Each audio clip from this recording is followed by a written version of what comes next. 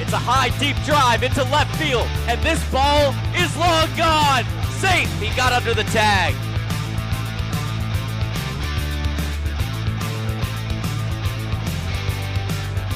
One hop the wall and it lands for a double. Want to ride into deep left field, and this ball is gone. Falmouth is going to the Western Division Final.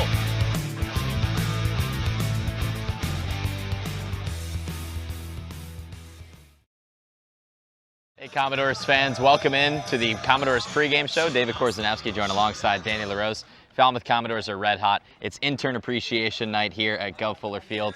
And this team just cannot lose, now 9 in a row. Yeah, ever since teams started tracking win streaks in the point streak era, only 2 other teams were able to get more than 9 victories. That was 10 in a row. So Falmouth is 1 win away from tying the longest win streaks in recent memory, which is pretty impressive to say the least. Yeah, Orleans did it in 2017. Katuitt did it in 2012. This is the longest winning streak for the Falmouth Commodores since at least 2000. You can't find box scores from 1999 or before. So this is the longest that Trundy's ever gone with a win streak. So you take a look at the pitching, it's been lights out, and a large reason that they're winning so much. Yeah, pitching has been brilliant over this entire 9-game stretch. Only 10 earned runs in those 9 games. An ERA right around 2.00. You can't ask for much better than that. And it's been everybody. You know, it's been starting pitching, putting up shutout innings. It's been the bullpen who's been rock solid as well. Because keep in mind, a lot of these games have been close. Bullpen needs to be as sure as ever in close ball games, and they have not wavered in the slightest. Yeah, Caleb Worcester gave up 1 run yesterday after letting the first 2 batters that he faced reach base. They were on second and third with nobody out. He got out with just 1 earned run and a 2-1 win for the Commodores. Danny, we look at the upcoming schedule, and we've done it a lot this summer, looking at the long stretches, but now 3 doubleheaders in the next 5 days, starting now. And the worst part about that is how do you balance out your pitching? And because we talk about how great the pitching has been, but it's going to waver a little bit when they're playing a lot of games in a short amount of time. Guys start to get fatigued, and that's not just for pitchers, that's also for position players. You know, that exhaustion can really hit you. So it's just a matter of whether the coaching staff can really balance things out. Thankfully for Falmouth, a lot of depth, especially when it comes to pitching. You know, they can resort to really anybody. We're seeing a brand new guy get his first start of the summer in Game 2 in Brant Brown, so that's exciting to see.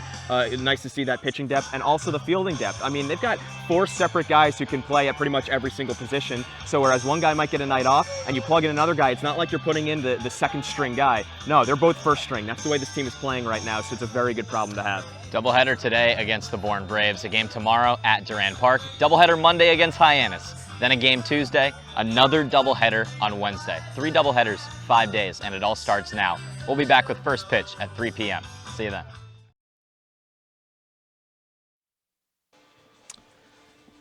Good afternoon, folks, and welcome up to the Crow's Nest and the press box here at Gov Fuller Field. David Korzanowski joined alongside Danny LaRose. We're sporting our school colors for Intern Appreciation Day, and the Commodores earned some appreciation of their own with a 9-game winning streak. They're riding high going up against the Bourne Braves today. Yeah, I think the rest of the Cape League has been put on watch, that the Doors are here, that the Doors are a force to be reckoned with, and the rest of the Western Division knows that. Falmouth now comfortably in first place. They're now, 5 points ahead of Wareham, who's at second. If the Doors continue at this pace, they'll be locking up the first place position before Game 44 even hits, which is probably the most ideal scenario you could think of.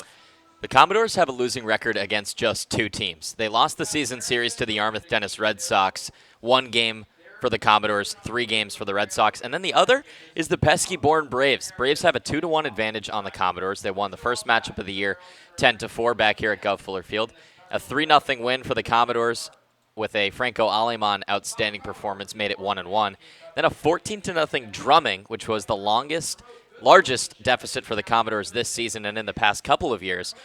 So this has been kind of a weird season series, and they play 3 times in the next 2 days. Yeah, for whatever reason, a Bourne team that's comfortably at 4th place, probably going to be the 4th place team entering the playoffs. So if Falmouth stays where they are, these 2 teams will be facing off against each other in the first round of the Western Division playoffs. And so far, Bourne has really looked like the better team. In just about every single game that these 2 teams have played against each other, Bourne has won 2 of them, and the one that Falmouth did win, the bats still weren't really there. They needed an excellent shutout performance from Franco Aleman to secure that victory. So for, again, I don't know why, but Bourne seems to have the Commodores' number, and it's really about time that the Doors kind of separate themselves from the Braves as well, so that going into the playoffs, they're not going up against a team that might upset them. This is doubleheader number 4 of the year for the Falmouth Commodores. They played out at White House Field on Father's Day, lost both games. They split a doubleheader against the Yarmouth Dennis Red Sox, split against the Chatham Anglers, in a doubleheader in late June. And then they swept 2 games against the Wareham Gatemen just last Friday. This Saturday afternoon, they'll play 2 against the Bourne Braves, 2 7-inning games starting off right now. Here's the lefty Chris Gonzalez on the mound to start game 1 for Falmouth, and he delivers a first pitch ball low to the leadoff man, Cody Morissette. Gonzalez, a 5.59 ERA with a 1-3 record. Second pitch, slapped over towards the first base dugout, 1-1. And he's a guy, we've said it before, we'll say it again, steadily gotten better throughout the season. His last outing was his best. Yeah, his last outing, he did not allow a run in 6 innings of work, got the win against the Orleans Firebirds, only allowed 5 hits. He was pitching to contact, and he was able to go a lot of innings because of that reason. Only 2 strikeouts and 1 walk, and was able to eat up so many pitches because of early swings. And like you said, gotten better. 3 earned runs a couple times over, and then 2 earned runs hit before the Orleans start, and then no earned runs. So obviously the stat line is showing that. His ERA after his first start of the summer was 12.27. He's cut that in half and then some. A 1-2 count to Morissette, 253 hitter from Boston College. Lofts one into right center field. It will drop for a base hit. Gonzalez gets ahead 1-2, but a nice piece of hitting from Morissette. He sat on the off speed and is aboard with nobody out. And that's exactly Chris's bugaboo, is that he does not walk a lot of batters, but like we said, when you pitch to contact, more often than not, a lot of those pitches are going to fall for hits, and this one does as well. I mean, he's ahead of a hitter, 2 strikes. He throws a nice breaking ball, but he leaves it way too far over the plate, so he's not going to get the best contact on it, but, you know, he's going to be able to get the barrel over and get a hit. Sort of a half swing from Cody Morissette, who gets a leadoff single to start the day for the Bourne Braves. Here's Xavier Warren. Takes a strike on the outside part of the plate. Warren hitting .274 this summer with 6 doubles and 3 home runs. He's got 20 RBIs. He was 1 for 3 last night in a 6-2 loss against Chatham. The 0-1 foul tipped into the mitt of Matt Nelson. We'll walk you through the defense for the Commodores. Austin Maisel out in left, Blake Dunn in center, Zach DeLoach in right. Infield is pretty typical with Trey Cruz, the all-star third baseman, playing the hot corner. Kevin Kendall at short, Hayden Cantrell at second, Jackson Coots at first, and Matt Nelson behind the plate. The 0-2. Soft ground ball in between Gonzalez and Coots. He underhands it to Jackson Coots, who fields it with a bare hand. 1 out on a play that looked dicey off the bat. Yeah, that's one of those in-betweeners where if you've got a speedy guy like Warren is, it can really get interesting. But good job by Gonzalez staying with it. And how about Jackson Coots with the bare hand? That's a risky one to go with, but it's better than trying to stab your glove at it and batting it away. So Morissette moves over to second. He's in scoring position with 1 out, and Judd Fabian at the plate. Fabian from Florida. Going to be a sophomore next year, batted .232 during his freshman season with the Gators. 1 out, man on second. Here's the off speed from Gonzalez that hangs too far away to the righty Fabian. 1-0. Fabian has struggled a little bit recently. He was 0 for 4 last night with a strikeout against Chatham. He's got 7 Ks in his last 5 games, and boy, would a K right here be huge. The 1-0 is a high fly ball into shallow right field. Here's Cantrell. He's back. He calls for it and makes the catch about 5 feet behind the infield. 2 down. Well, it's not a strikeout, but it's almost better. You throw less pitches and you get a pop-up so that the runner on second can advance, because you got to be careful. Sometimes ground balls to the right side of the infield, you can put that runner onto third base even if you do get the out, but that one he has to stay put. So that is probably the best possible thing that could have happened for Gonzalez. Glowenke, the cleanup man, batting .295. We'll walk you through the rest of the batting order for Bourne. In the 5 spot, Jake McKenzie playing left field. Jared Poland, the DH, batting 6th. Cade Beloso batting 7th, playing first. Nick Brewser, the right fielder, in the 8th spot, as the first pitch is on the outside, black for a strike. And a new addition, Robert Carmody, catching and batting 9th. He's just 1 for 10 this summer. Braves have added 4 new players since the Commodores saw them last. Gonzalez with a look back to second and delivers outside. Haven't seen this team in a long, long time because of that rainout in between when it was 7-2 doors in the second inning and then evaporated. Hasn't been since July 8th. That rainout that my partner alluded to was on July 12th. There's a slider that breaks inside. It does not hit Glowenke, so the count will stay 1-2, and Glowenke will stay in the batter's box. But the Commodores threw Franco Aleman for about an inning and a half. They scored 7 runs, but then it was wiped. They decided to play a doubleheader here on the 27th of July. The 2-1. Just outside, Gonzalez outstretching his arms. He can't believe the call. That's Jason Klump, who's behind the plate calling balls and strikes. Rich Gaetani over at first, and Larry Rosenberg at third. Those 3 umps will be here for game number 2. They'll rotate clockwise. So Rosenberg will be behind the plate for the game starting at about 6 p.m. Gonzalez in a hole. It's 3-1. Foul ball back into the screen. 3-2. Talking with Mike Landry last time that Chris pitched after that win and how he looked so much better his last couple of outings. And I asked him what was the key, and he goes, I was just keep ingraining in him was first pitch strikes, getting ahead in counts. Any pitcher is going to be better that way, and specifically Chris, who's a guy who pitches to contact. Last time he was throwing so many first pitch strikes, he was getting first pitch swings and outs that way. The full count pitch will have to wait as he steps off the mound and settles back in. Sun beating very hot here on this Saturday afternoon, not a cloud in the sky. About low 80s here in Falmouth. Curveball, high fly ball, towering shot into left field. Maisel is in, hat is off, and he makes the catch. Austin Maisel ends the inning, and Chris Gonzalez, after giving up a leadoff single, retires the next 3 batters. The Bourne Braves score no runs on 1 hit, no errors, and they leave Morissette stranded on second base. To the bottom of the first we go. You're listening to the Falmouth Commodores Baseball Network. Learning at Curry College extends beyond the classroom and is embedded in all they do.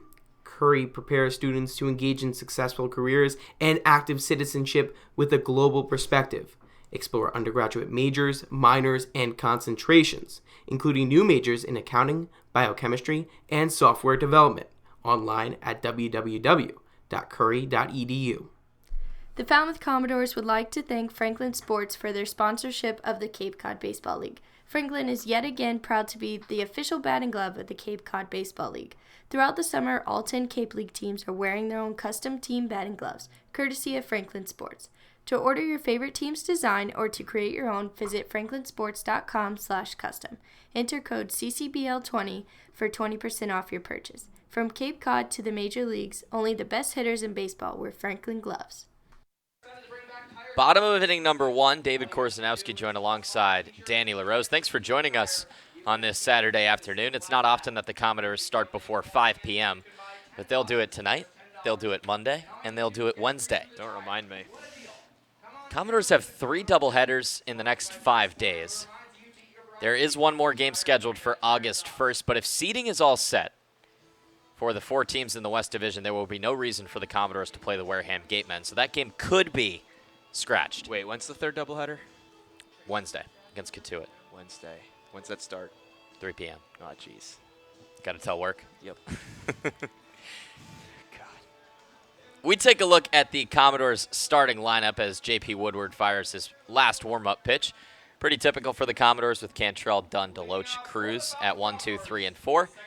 Tyler Ross back in the lineup at that 6th spot. You can see him DHing. Kevin Kendall will be batting 7th. Matt Nelson 8th, and Austin Maisel 9th. It's been a little while since we've seen Ross. Hasn't been since July 19th. It's been a couple days for Austin Maisel as well. Last saw him July 24th. So that bottom of the lineup, definitely a little bit different. Woodward, the big lefty, delivers a first pitch ball to Hayden Cantrell, who had a good night last night against the Firebirds. He reached base 3 times. Commodores, after 2 long trips out to Eldridge Park, are back home at Gov Fuller Field. Second pitch is a strike down the middle.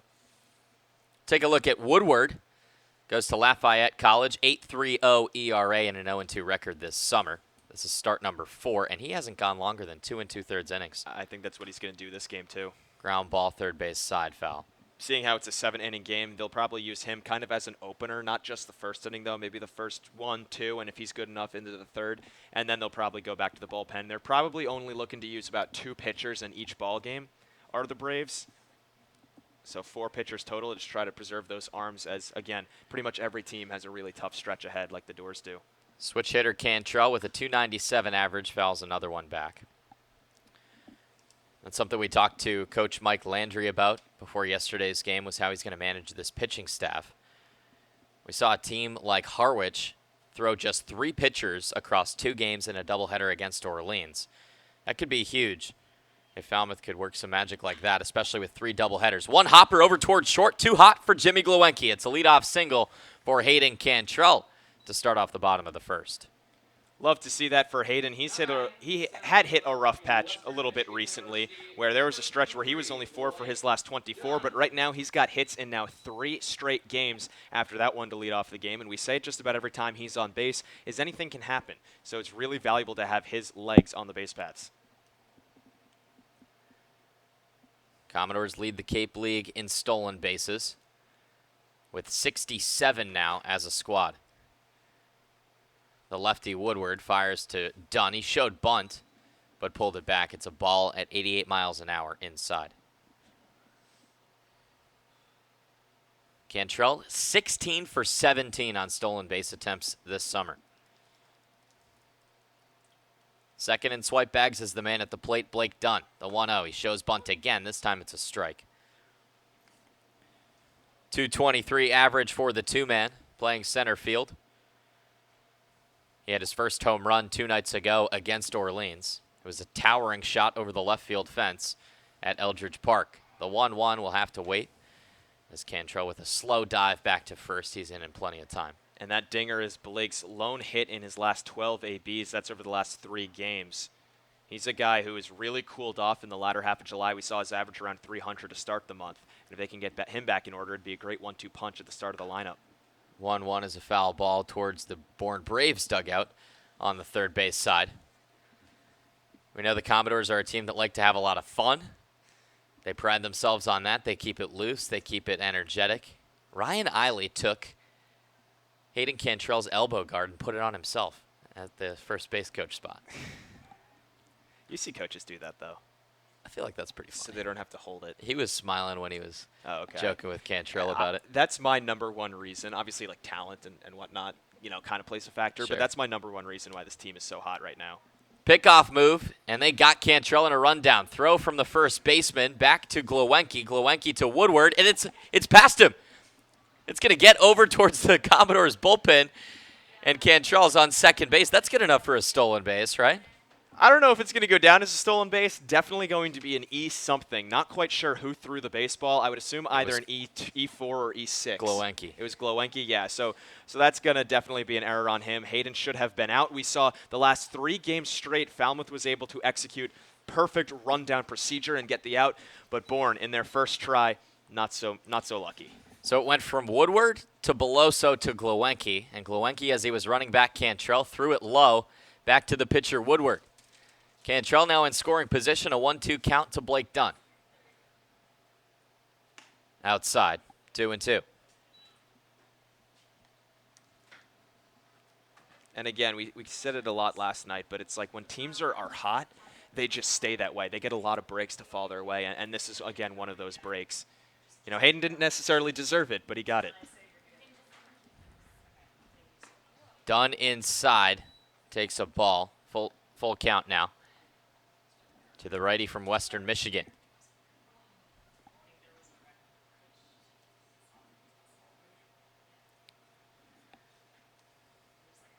Woodward gave up 2 earned runs his last time out against the Wareham Gatemen. That was on July 20th. Went 2 innings, gave up 3 hits, a walk, and struck out 2. Full count, fouled back. Good piece of hitting there by Blake. That was a very slow slider diving down and in at his ankles.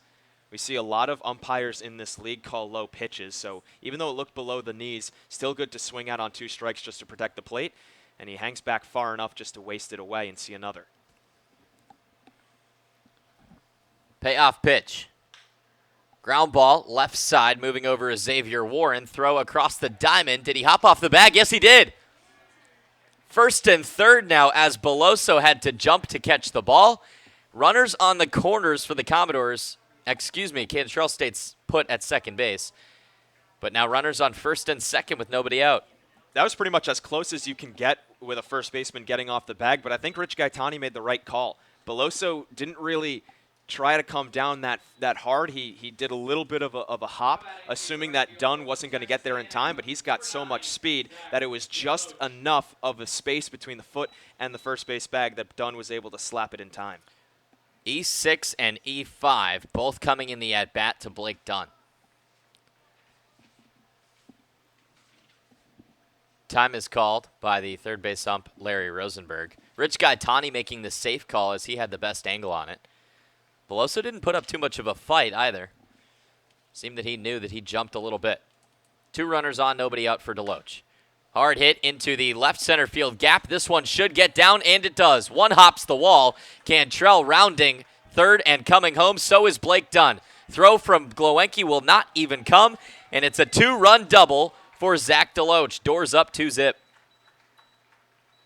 Deloach getting a hard pitch on the outside corner and going with it. He doesn't try to pull it. He doesn't try to do too much with it, and he's got such a great swing in that 200-pound frame. It was a nice hard pitch on the outside part of the zone that the exit velocity was enough to let that one carry. And the wind is blowing a little bit towards left. Everything was going with that swing. I also like the approach from Brett Becker. Knowing that Dunn has so much speed, he nearly caught up to Cantrell. And Jimmy Glowenke thought about throwing, but it was a fool's errand. If he throws it, it might come in a split second after Dunn crosses the plate, but there's so much risk that Deloach can take third. Sure. He does the smart thing and eats it. Still nobody out here in the bottom of the first inning. And this is more of the same we see from J.P. Woodward. Yep. I mean, the guy's got an 8+ ERA on the summer. One of those runs will be unearned for the Commodores as Blake Dunn reached on the error. But Cantrell's run was earned from the lefty from Lafayette. Still got 3 outs to go here in the bottom of the first frame. 2 balls delivered to Trey Cruz. And right now, Falmouth picking up right where they left off and getting some help from Bourne. Yeah, this Braves team, in the Eastern Division, would be vying for just a playoff spot. They've clinched a playoff spot because Hyannis has been so poor. But Bourne's still not one of those top teams. Cruz takes a strike on the outside part of the plate. He's also a switch hitter, like his buddy Hayden Cantrell. Cruz with a .308 average. Tied for the team lead in RBIs with 19. Deloach is actually now in first. He's over 20 now after the 2 RBI double. The 2-1. Chopper over towards Glowenke. Hot to handle, but he fields it at his belly and makes the throw across the diamond. Finally, 1 down. And that one was begging to be another E6 because the way it skipped up towards his midsection, we see so many guys let that go through their legs. And the way it was so hard hit, we saw another scorcher off the bat of Cantrell that beat him. Wasn't ruled an E6 because it was such a hard hit ball, but this one could have in the same type of velocity off the bat, but he stays with it. Woodward has gone against the Commodores before. It was way back on June 29th. That was in that 3-0 Commodores win. Pitched 2 innings in relief. Gave up 1 hit, no walks, 1 strikeout. So one of his better outings of the summer. Already 2 runs for the Doors here in the first inning. Remember, a 7-inning game, so not as much time for the Braves to come back. Here's Jackson Coots. He'll find the gap on the left side of the infield. Hard hop off of the grass, and it is into left field. A single for Coots, and now runners on the corners with 1 out. When that thing hit the lip, it looked like that it was going to stay up long enough for Warren to get there, but he had already started his dive and, is not Mr. Fantastic. Can't stretch out that far to reel it in. But Jackson Coots doing a great job hitting that baseball off the end of the bat, but still he's such a big boy that he's able to basically fist it into the outfield despite not getting really any barrel on it. 3 hits for Falmouth already. Here's Tyler Ross. He's back into the starting lineup for Falmouth. Hitting .269. 4 doubles and 1 RBI. He's a switch hitter as well. Ball inside from Woodward, 1-0. And Tyler, despite not getting a lot of action lately, he has been really red hot. And we were talking about that a couple days ago, that we haven't seen Ross back in the lineup despite, swinging a really good bat, 4 for his last 10, and a ton of doubles in his last couple games. Lefty from the stretch. It's a ground ball towards the Bourne bullpen. And I was talking to him a little bit about that yesterday after the game because he was going to come in as a pinch hitter. He's going to come in for Barron Radcliffe in the top of the 9th. He never got a chance. He said he was itching to get back up to the plate, and I asked him why he hadn't been playing, and he said he was just resting a little bit. Said he wasn't seriously injured, but just needed a little bit of time to recoup. Here's a soft ground ball over towards Warren. Throw across the diamond in time, but Deloach will score from third, and it's 3-0 Falmouth. That's a pretty big RBI. 2 runs, yeah, nothing to shake your head at, but when you've got a guy like Chris Gonzalez on the mound who pitches to contact, lets up a little more runs than some of your aces, you want to give him as much run support as possible. And when you've got runners on the corners, so often we've seen the doors with runners in scoring position strand them. This time around they don't. We saw a ton of guys left on base yesterday, and so far so good in this ball game, getting 3 in already. Kevin Kendall swings at the first pitch. Comes up empty, 0-1. Batting a little bit higher in the batting order than he's used to. We usually see him at the 9 spot. But that's where Austin Maisel will be hitting today. And I think that move is just to try to, get him comfortable in a different spot. Coots now on second. Foul ball into the pole, and it deflects over towards Brett Becker, the third base coach, 0-2. Commodores winners of 9 straight. That's the longest win for the Falmouth Commodores since at least 2000. Records are not available from 1999 and earlier. So it is their longest winning streak in recent memory, that's for sure, as a ball misses outside. We got to ask Bill Snow. We do have to ask Bill Snow. He would That's probably know. He probably has all his game books from 1970 on. Maybe 1980, the last time they won a championship. Sure. Maybe that year, I would think, is probably the best bet to see a win streak matching this one. This has been the best stretch for any Cape League team this season and in the past 5 or so years. Swing and a miss, strike 3. Woodward finally gets a strikeout and finally gets out of the inning as he Ks up Kevin Kendall on just 4 pitches. But the Doors score 3 runs on 3 hits, 2 errors for Bourne, and 1 runner left on base. It's already 3-0 Falmouth as we head to the second inning. The Falmouth Commodores would like to thank Franklin Sports for their sponsorship of the Cape Cod Baseball League. Franklin is yet again proud to be the official batting glove of the Cape Cod Baseball League. Throughout the summer, all 10 Cape League teams are wearing their own custom team batting gloves, courtesy of Franklin Sports. To order your favorite team's design or to create your own, visit franklinsports.com/custom. Enter code CCBL20 for 20% off your purchase. From Cape Cod to the major leagues, only the best hitters in baseball wear Franklin gloves. Learning at Curry College extends beyond the classroom and is embedded in all they do. Curry prepares students to engage in successful careers and active citizenship with a global perspective. Explore undergraduate majors, minors, and concentrations, including new majors in accounting, biochemistry, and software development. Online at www.curry.edu. Red Shirt Fridays is a national program created to acknowledge, honor, and support our troops who put themselves in harm's way to defend our freedom. In support of this program, the Cape League teams will be wearing a specially designed red jersey every Friday. Support our troops and join us by wearing red each Friday. Chris Gonzalez will take a 3-0 lead onto the hill for the top of the second inning. Jake McKenzie, Jared Poland, and Cade Beloso coming up for Bourne here in the second frame. Ground ball over towards Kevin Kendall. He fields it and throws on to Coots, 1 down. That was quick. And that's Chris Gonzalez's bread and butter. You're really playing into Gonzalez when you're swinging that early. It's tough to lay off if you're Bourne because you're seeing such a juicy pitch on the very first pitch of your AB. But honestly, I think the approach needs to be let him throw a lot more pitches, see a couple balls outside. Usually he's not all strikes. Carmen Majinski last night was only strikes. Yep. Gonzalez doesn't really work that way. A lot of first pitch strikes we've seen from him recently, but we do see a lot of 3-ball counts from him. Jared Poland takes a curveball right down the middle. Poland, a 2-way player for Bourne, goes to Louisville.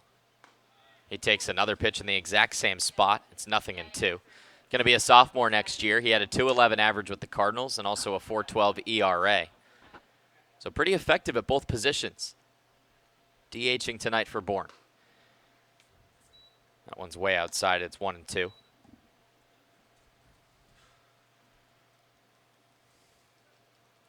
Gonzalez leans back. Starts his windup and delivers. Swing and a miss, strike 3. First K of the afternoon for Chris Gonzalez. Now 5 Braves retired in a row.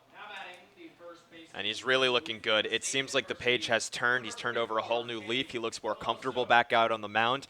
I'm very happy with the patience that he's shown, the resilience. He definitely has earned this starting role with the Commodores.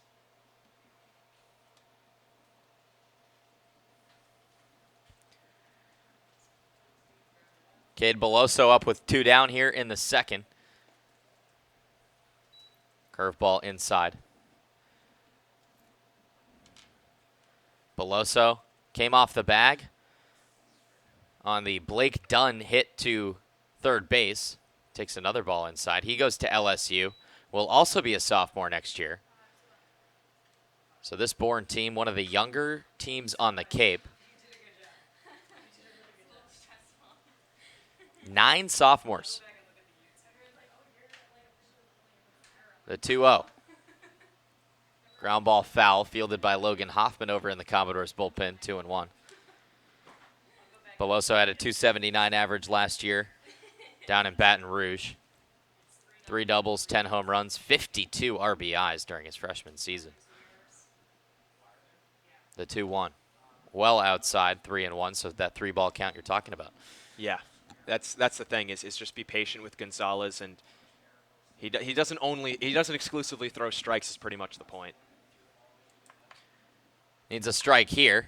It's lofted into left field where Maisel made the last catch to end the first. Diving catch made down the line. Excuse me, it actually... Oh, he caught it. Third base ump said fair ball and then flashes out. Unbelievable play by Austin Maisel for the 3rd out.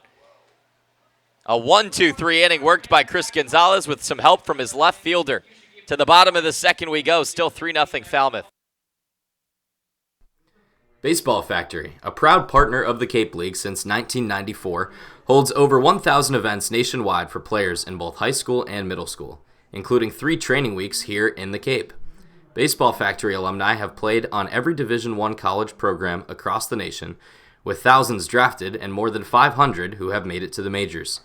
Visit baseballfactory.com to learn how you can build your way to greatness. Cape Cod Coca-Cola thanks you for supporting the Cape Cod Baseball League. Cape Cod Coca-Cola has been proudly refreshing the community for 30-plus years, and we're honored to support the CCBL and many other wonderful organizations on the Cape. The Colossal Lobster Rolls are back at the 99 restaurants. Visit today in Centerville, Falmouth, Mashpee, Wareham, or Yarmouth for the best value for lobster rolls on the Cape. The 99, proud sponsor of the Cape Cod Baseball League. Cape Cod Healthcare is the leading provider of healthcare services for residents and visitors of Cape Cod, with 2 acute hospitals and more than 450 physicians. For more information, please visit capecodhealth.org. Cape Cod Healthcare, expert physicians, quality hospitals, superior care. All Commodores right now as we head to the bottom of the second inning. Some great fielding for Falmouth. Some hitting in the bottom of the first to score 3 runs.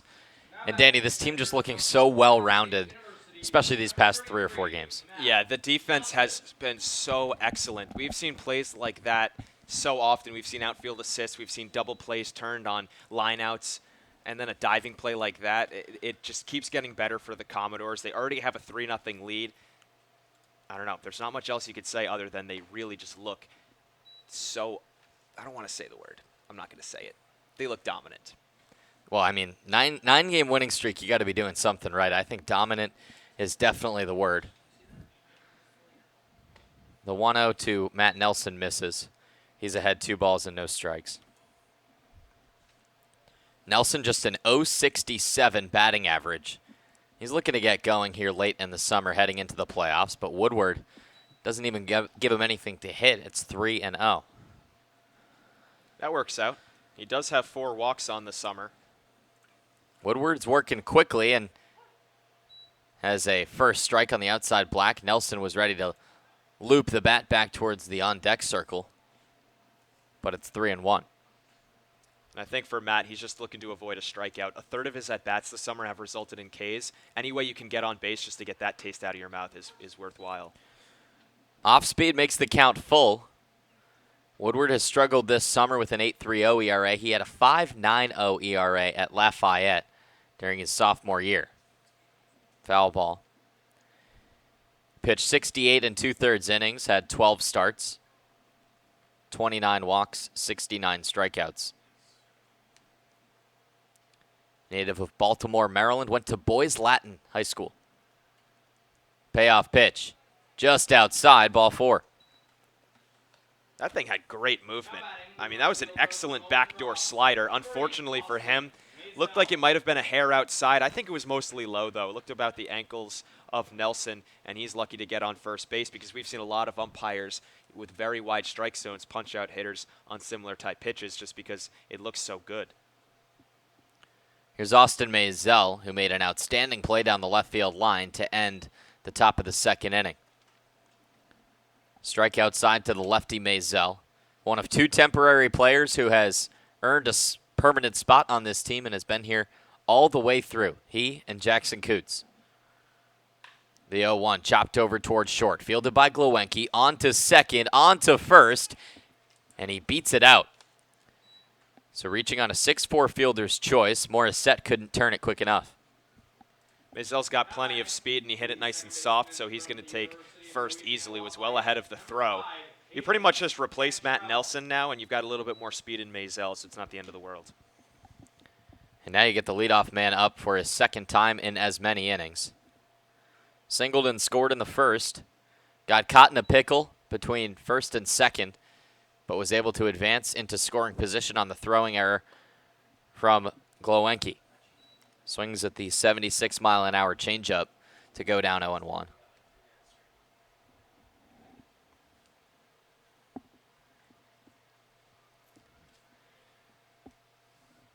Maisel is on first. He has 4 stolen bases on the year and has not been caught yet. Here's a blast into left center. It's going to get down in the gap in between McKenzie and Fabian. Maisel's going to round third and come in to score. Again, no throw to the plate. It's 4-0 Falmouth. Cantrell working on the natural cycle with a single in the first and a double in the second. And what a rocket, too. We haven't seen that from Hayden Cantrell really since July started. It's been mostly, singles when he does get extra bases. Honestly, it's mostly, those liners on opposite sides of the field. But that one, just such tremendous arc on it and just kept carrying and carrying and carrying. And that's now his 13th RBI of the summer. All of them have come at home. He really likes the hometown cooking.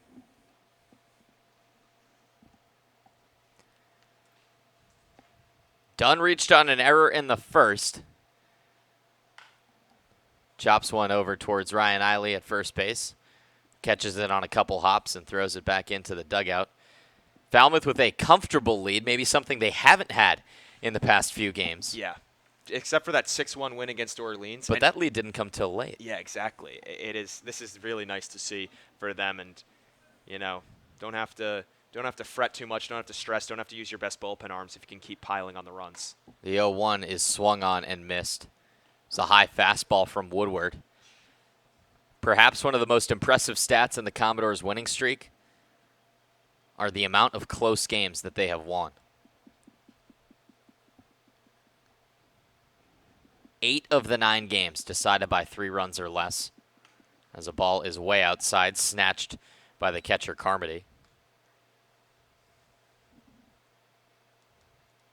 And 6 of them decided by 2 runs or less. Commodores winners of 9 straight, and a lot of them close games. They now lead the Cape League in saves with 15 as a team. Zach Brixey, the closer, 7 for 7 in save opportunities. Foul ball keeps it 1-2. And that's so extraordinary, especially against these hitters, the parity that you see in this league, to win that many close games in a row, never mind in a season. Right. Is absolutely unheard of. And it's because they've been playing near flawless baseball. Right. They're not committing errors late in games. Their bullpen's been locked down, and they've got a lot of situational hitting on their side. That's really well put. I mean, the errors are coming early in the game in situations where maybe they're not as important. The bullpen in close games, sometimes it's really dicey. You got a 2-run lead, and you put out a bullpen arm who maybe hasn't been reliable. That lead can be gone in a flash, but right. No one has faltered for the Falmouth staff. And literally no one. Like, there has not been one pitcher who's faltered in the past 2 weeks. Strike 3. Blake Dunn doesn't like it as he tried to shimmy out of the way. He's punched out. 2 down. Great pitch, a lot of good movement by Woodward. I think it fell a little too far inside, and I guess that's, something you got to put in your back pocket and remember, hey, next time I see that type of pitch, I just got to turn on it early, try to foul it off, because you're not going to be able to do much with one that has a lot of movement breaking in on your hands like that. Cantrell's still in scoring position. He's having a conversation with the shortstop, Jimmy Glowinski, who's behind him by a couple feet, holding him on second. Woodward has run into some trouble, to say the least, in these 2 innings. Here's a blast into right field, but moving over and making the catch is Nick Brewster. Zach Deloach gets up twice and makes hard contact both times. The Doors score another run on another hit. No errors, and they leave one stranded. It's 4-0 Falmouth as we head to the third on the Falmouth Commodores Baseball Network. Cape Cod Coca-Cola thanks you for supporting the Cape Cod Baseball League and for refreshing yourself with ice-cold Coca-Cola products. Please remember to recycle your empty bottles, cans, and all other recyclable materials. It takes only 6 recycled plastic bottles to make a new baseball cap. For sales and rentals of Caterpillar machinery, generators, and marine engines, visit MiltonCat.com, your area cat dealer. Milton Cat, the Cape and Islands Caterpillar dealer, is proud to be a sponsor of today's game. Baseball Factory, a proud partner of the Cape League since 1994, holds over 1,000 events nationwide for players in both high school and middle school, including 3 training weeks here in the Cape. Baseball Factory alumni have played on every Division I college program across the nation, with thousands drafted and more than 500 who have made it to the majors. Visit baseballfactory.com to learn how you can build your way to greatness. 4 runs on 4 hits, no errors for Falmouth. No runs on 1 hit, 2 errors for Bourne. And Danny, Falmouth not the only team engaged in a little doubleheader action here on this Saturday afternoon. Yeah, the plurality of teams. Wow. Pulled it out. Wow, plurality. Not the majority, but a plurality of teams. I don't even know if I'm using that correctly. But there's several other doubleheaders going on across the Cape because, again, just about every single team has a really brutal schedule ahead of them. Sure. Given the way the weather has been all season long, not even recently. But you're looking at these 2 teams have doubleheaders. Orleans and Brewster in a doubleheader. And then those are the 2 those today. Are the 2, yeah. Firebirds trying to get off the schneid after a couple losses to the Commodores. Strike 1 comes in to Nick Brewster to start off the top of the 3rd inning. 1-2-3 inning worked by Gonzalez, but also worked by Austin Maisel. He got a big 3rd out with a diving catch down the left field line. 1-1 the count now to the Stanford Cardinal, batting .235 this summer. 4 extra base hits, 3 of them doubles, and a 3-bagger. Here's the 1-1. Right down the middle. Can't connect. It's 1-2. You know what's we've talked to a lot of pitchers and players throughout this season, and you know how some quotes and sentences stick with you more than others? Yeah. I think one that's really stuck with me is Aiden Maldonado saying just throw it down the middle because hitting is so hard to do. Yeah. The 1-2 is high. I love that. I love it too because it makes sense. It is really hard to get the ball down and in play. And you can make excellent contact and hit a scorcher, and it could go right at the Sure. shortstop, and then you're out. 2-2. Well inside, Brewster dodges out of the way and takes a dive on the dirt to make it full. I mean, unless you're pitching to a guy who is legitimately hitting like 400, Right. then, basically challenge them. Say, if you get this hit, you deserve it. Full count with nobody out. Gonzalez from the windup. It's outside ball 4. First walk of the afternoon for Gonzalez. I know a few pitchers who pitch like that. They pitch to contact, they throw it down the middle, or they throw to the bats, I should say, more than picking their places perfectly. Chris Gonzalez is one of them. Aiden Maldonado is another. Mm-hmm. I know Tommy Sheen was a guy like that, right? Yeah. His strikeout numbers weren't anything crazy, but his ERA was around mid-2 because he trusted his defense. I think that's one of the biggest things you have to have as a pitcher is trusting the guys behind you, especially on a Cape League team like this. And it's easier if you're Zach Brixey to do that because you have the talent and the velocity to say, you know, I'm going to be successful most of the time. But Tommy Sheehan's a soft-throwing lefty. Right. And he was able to do it because his freshman year, he had all those high walk numbers at Notre Dame. Did not look like the pitcher he has been the past couple because he's made that adjustment where he says, I'm not going to try to be pinpoint accurate. Just throw strikes, and it's been working out. 100%. The 1-1 to Carmody is just outside. Again, Carmody, a recent addition to this Bourne squad. The Commodores have not seen him yet before. He's going to be a senior next year at Hartford. 2-1 over towards short. This could be 2. Kendall on to Cantrell, on to Coots.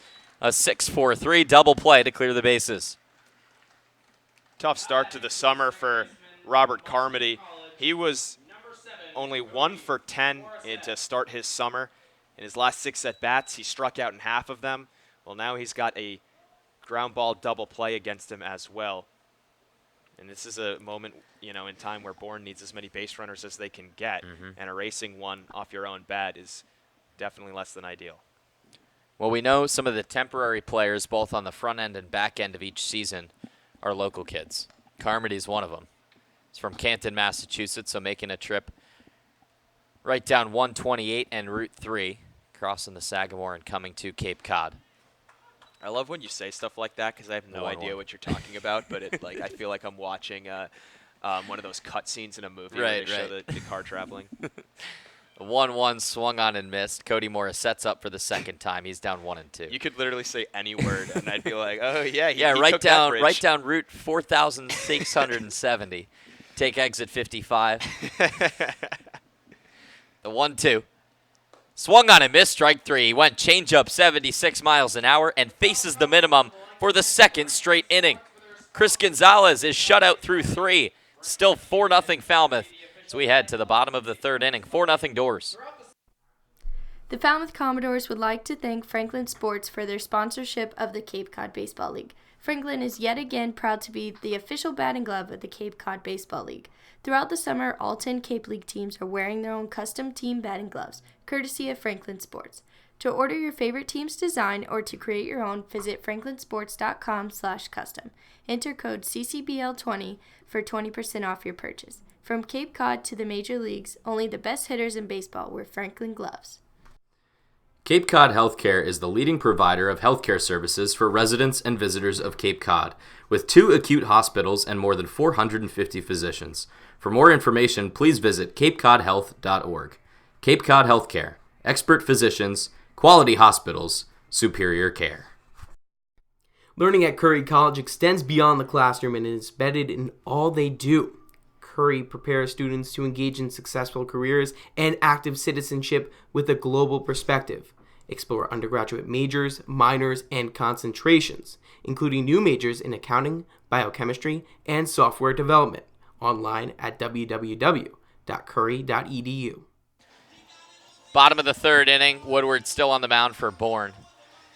Danny, you started talking about, or I started talking about it, and you kept talking about it, about the highways and everything around here in Massachusetts. Sure. The traffic today, according to Severin Lavenstein, our videographer, and our league scorer, Megan Erbs, ridiculous. And it's Saturday. So absolutely insane. I think that there was a crash before the Bourne Bridge. Trey Cruz unloads on a baseball, but it's about 400 feet foul. Yeah, that one probably landed on the Bourne Bridge also. But from what I've heard, I mean, it was like unbelievably bad. There's still a month of summer left. Are people rushing to get to the Cape to get it in?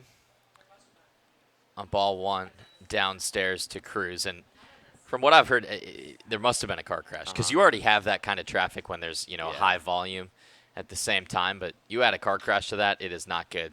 Here's a ground ball over towards Warren, takes 2 steps and throws over to first, 1 down. Seen a lot of ground balls to the left side of the infield. A couple have gotten through, and there's been now 3 or 4 putouts to that side, so it looks like Woodward, a soft-tossing lefty, and all the righties are getting around real quickly on his pitches. Good thing for JP, though, is he's keeping everything around the knees, which is why we've seen so many ground balls. Here's Jackson Coots. Takes ball number 1. How about Jackson? 4 hits in his last 11 at-bats, 3 RBIs in his last 3 games. He's swinging a real good stick lately. Yeah, and he's one of those guys like an Austin Maisel who's playing about every other night. Right. And he's making the most of his opportunity. 2-0, outside. Jackson Coots' father, Mike Coots, played for the Yarmouth Dennis Red Sox, was the manager of the Cotuit Kettleers. Hometown friend of Jeff Trundy, helped bring him to the Cape. The 3-0 is on the inside part of the plate for a strike. And no, Jackson is not a Commodore just because Trundy owed his dad a favor. The 3-1 is a strike on the inside black. Coots an extra pause after that call, and now a full count.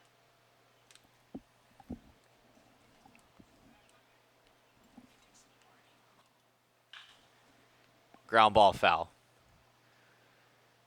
But it's pretty cool. I mean, we've talked a lot about how small the baseball world is. Everybody knowing everybody. As a guy like Dusty Baker knows Troy Clonch from high school baseball. Payoff pitch, loped foul.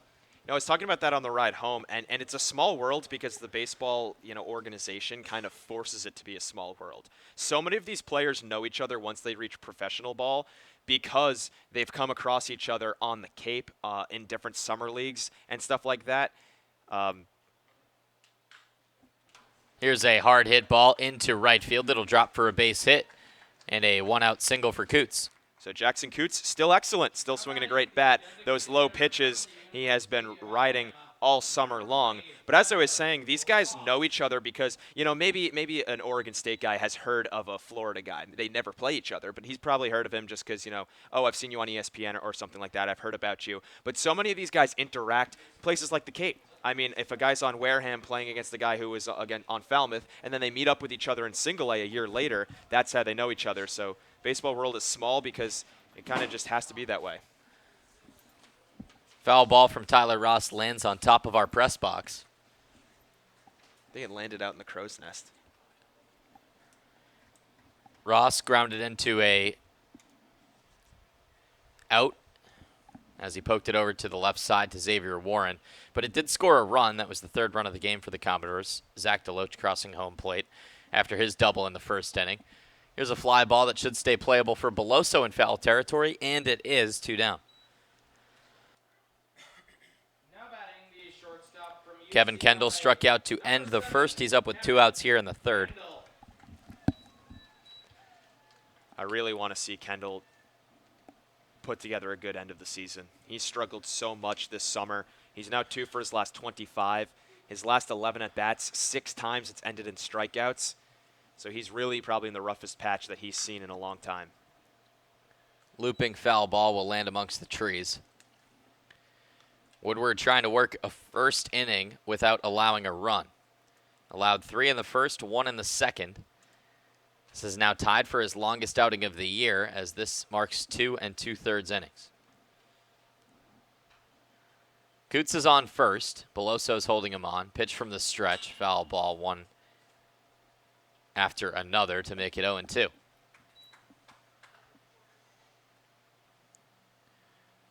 Decent crowd on hand considering game 1 of a doubleheader. We'll definitely see more around 6 for game number 2.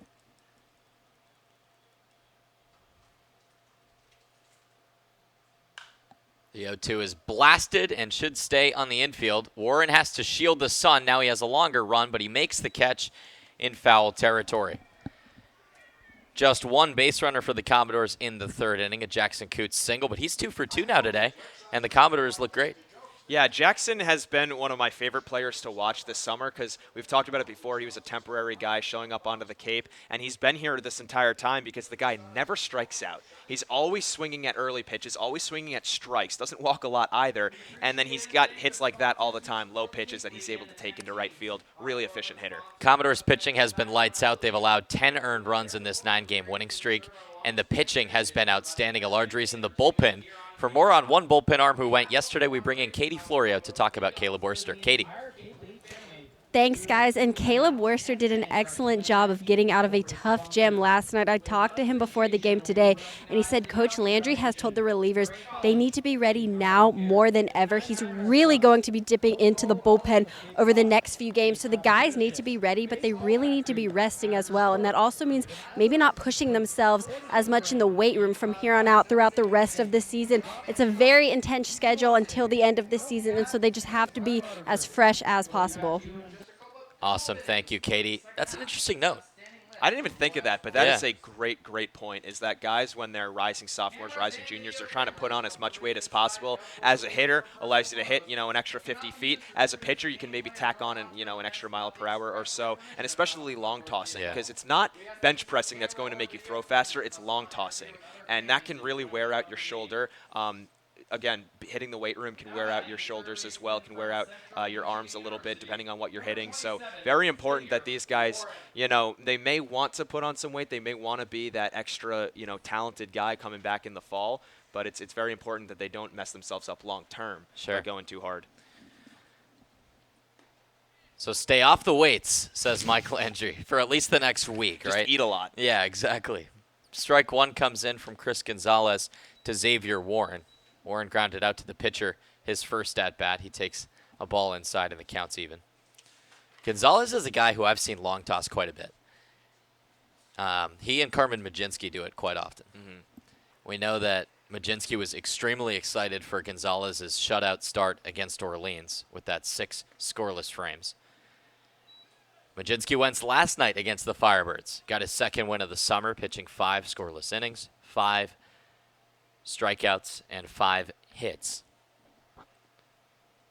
The 2-1 to Warren is a ball low. But again, you got to be really careful long tossing, especially when you're a pitcher, because you're already throwing, 70, 80 some odd pitches once every 6 or 7 days at high velocity. And any type of throwing, you could be throwing a wiffle ball, it's an unnatural movement on your arm.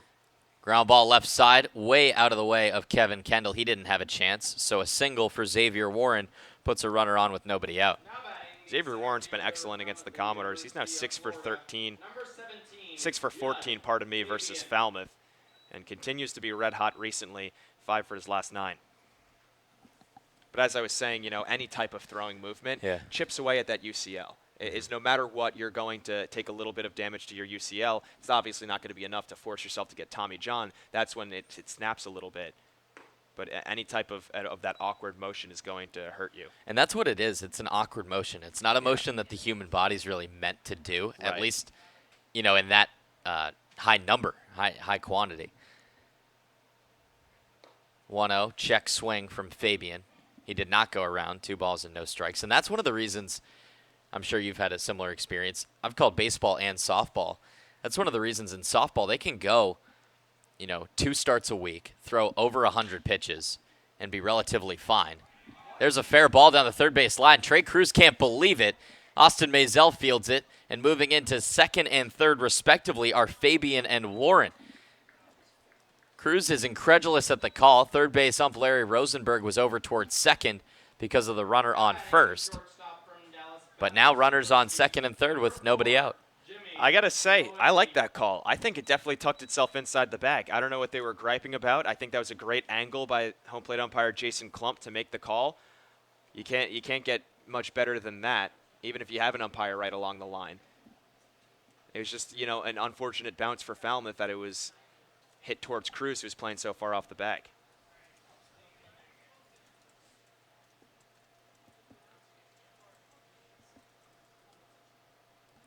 So now a chance for the Bourne Braves. 2 on in scoring position with nobody out.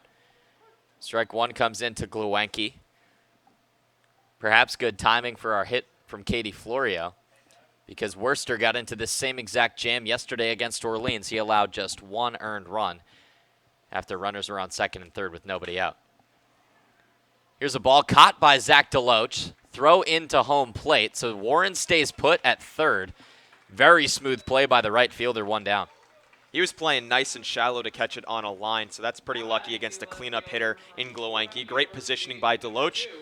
got a good jump off the bat too. Looked like he was going to fall in front of him, but he's quick enough to get over there. And again, the way that's lined up where it's a liner right at you, you're already on the run. He's got a great arm. Smart by Warren to hold up. Yeah, it would have been a dead duck because it was a great throw to home plate for Matt Nelson as a curveball strike starts off the count to Jake McKenzie. He grounded out to short in the second inning.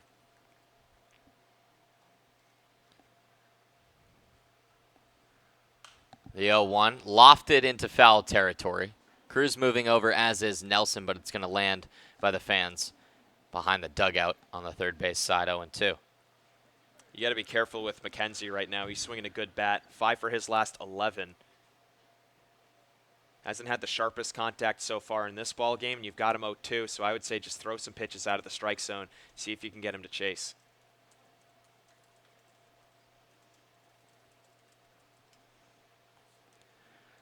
Lefty Gonzalez trying to punch out McKenzie. He doesn't chase on the outside fastball. 1-2. Jared Poland on deck. He's a strikeout victim himself. Braves with 2 hits in this 4th inning. That doubled their total in the previous 3 innings. The 1-2. Foul tipped into the mitt. Strike 3. And again, Commodores pitching buckling down after getting into a jam. And that was a great pitch. He kept it on the outside corner. It looked like it broke a little bit, had a little running action. The radar gun only registered it at 83. I don't know. It looked faster to that. It looked like it had a little bit more zip. And I'm thinking it might have been a 2-seamer from Gonzalez. I'm not exactly sure. It's tough to tell when you're elevated like this. But again, looked like it had some running action. Beautiful curveball on the outside black to start off the count to Jared Poland. Designated hitter struck out on 4 pitches in the 2nd inning. Now up with 2 runners in scoring position and 2 outs here in the top of the 4th. Gonzalez delivers. High fly ball into center field. Blake Dunn ranging over. He's got to shield the sun. He can't see it. It drops in front of Maisel, and 2 runs will score. Into second base is Jared Poland, and really the sun doing Maisel and Dunn dirty with that 2-out double. Yeah, the sun can be brutal at Guff Fuller Field during the day because it's straight. It's straight above you. It points right down from right around home plate. At this time of the day, it's going to be pretty high in the sky, and it looked like Dunn was tracking it. All of a sudden, it gets to an elevation where it's high enough where it crosses directly in the path of the sunlight, and that's when Dunn started shielding and just really had to give up. Maisel wasn't tracking it either because, again, there's nowhere to see the ball. It's just one of those where it completely gets washed out. And it's not often that the Commodores have to be battling that sun because they don't really have games starting at 3 very often. Right. Usually games start at 6 and the sun sets after about an hour. It can give fielders on the right side of the field, especially in right field, a little bit of problems, but it's not directly overhead. And that's brutal for Gonzalez because he was about to get out of one of the biggest jams he's faced. Instead, it's 4-2 Falmouth. A 2 spot put up by Bourne, but they want more. Ground ball right side, but it's foul.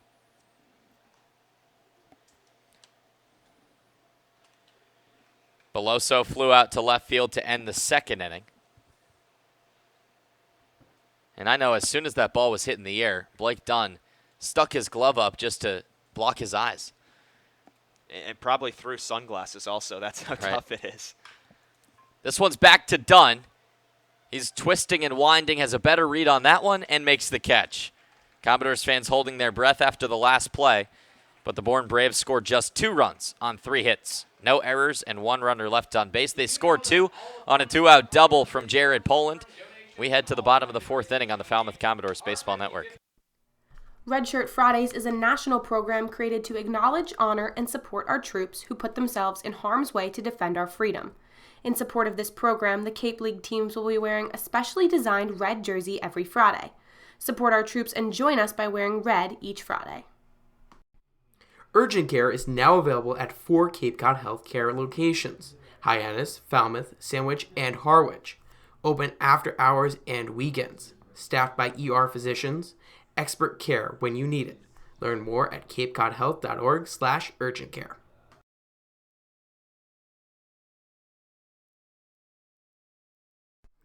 Baseball Factory, a proud partner of the Cape League since 1994, holds over 1,000 events nationwide for players in both high school and middle school, including 3 training weeks here in the Cape. Baseball Factory alumni have played on every Division I college program across the nation, with thousands drafted and more than 500 who have made it to the majors. Visit baseballfactory.com to learn how you can build your way to greatness. For sales and rentals of Caterpillar machinery, generators, and marine engines, visit MiltonCat.com, your area cat dealer. Milton Cat, the Cape and Islands Caterpillar dealer, is proud to be a sponsor of today's game.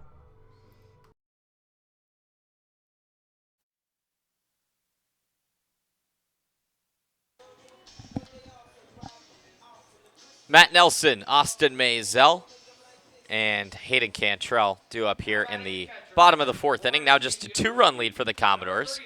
So back to a closer game that we've seen so often these past couple weeks. Well, now they're extra happy that they got that 4 spot in the early innings. Right. Woodward will come out for inning number 4 as Matt Nelson hammers a foul ball into the trees.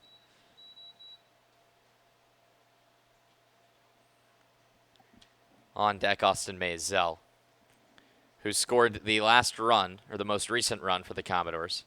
Reached on a fielder's choice and came around on the double from Cantrell. Another strike to Nelson. He's down 0-2. Worked a walk his first time up and then was out on his way to second on the fielder's choice.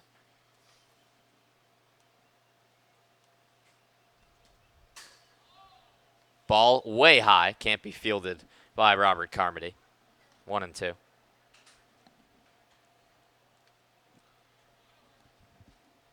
Woodward now by far his longest outing of the summer. He's gone over 3 frames for the first time on the Cape. There's a hard hit ball down the left field line from Matt Nelson. It's a no-out single for the 8-hitter and his 3rd hit of the summer. You love to see it.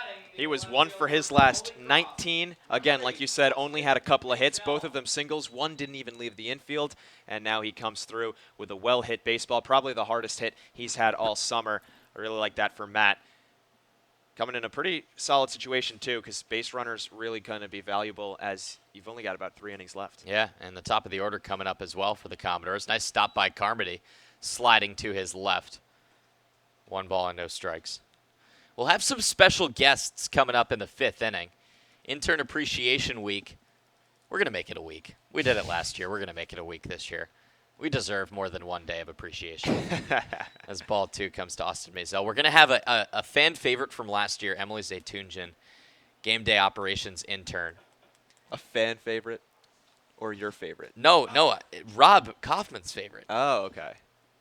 My mom bought raffle tickets from Emily last year. I think she's a fan favorite, too. What are you talking about? This one skips past Carmody.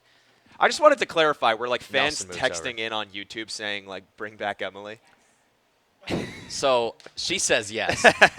I know Rob was gunning for Emily. Yeah. Rob, our boss, was like, you got to have Emily on. She was great last year. Yeah. She would literally not let us, breathe another day if we didn't have her on. True. That's also true. 3-0 to Maisel. As a strike comes down the middle. And then in the bottom half, we're going to have our photographer, Megan Murphy. Game number 2 will also have a couple more interns on. General manager interns and another game day operations intern. And one of your roommates. Yep. Zach Crow. Hilarious kid. So stay tuned for that. The 3-1. Line drive caught by Beloso. Throw on to second base. Nelson doesn't get there in time. Double play. Line out to first, and the double play turned over at short. Base is now clear, and 2 down. I knew he'd be called out when he didn't slide. You got to slide on that. I think he thought he was going to get back in time. But no, he definitely was out. He was out just by a step. The dugout didn't like it, but it's a bang-bang play. Umpire's going to go with his gut, and you're kind of letting yourself hang out to dry when you're not sliding. So all of a sudden, Woodward out of a jam. Here's a bunt down the first base line, and this will be a bunt hit. Hayden Cantrell puts a runner back on first base after a beautiful bunt. He's now 3 for 3 today. What an awesome bunt by Cantrell. He kind of flashes it at the last second, pushes it up the first base line, and is so fast, the bunt was so great that he hit first base by the time it was even fielded. I mean, that's how well put that bunt was. Blake Dunn, 0 for 2 today, reached on an error and scored in the first, struck out looking in the second. Time is called.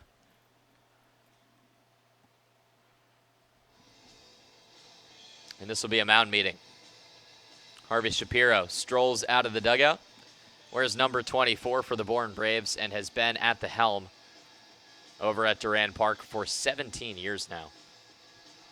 Yeah, this is it. It's got to be it. Couple more warm-up pitches, and indeed a pitching change will be made. We will step aside to a quick break and be back after this. 2 down here in the bottom of the fourth inning. Still 4-2 Falmouth.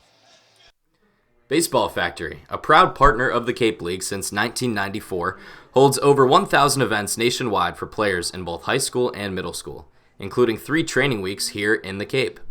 Baseball Factory alumni have played on every Division I college program across the nation, with thousands drafted and more than 500 who have made it to the majors.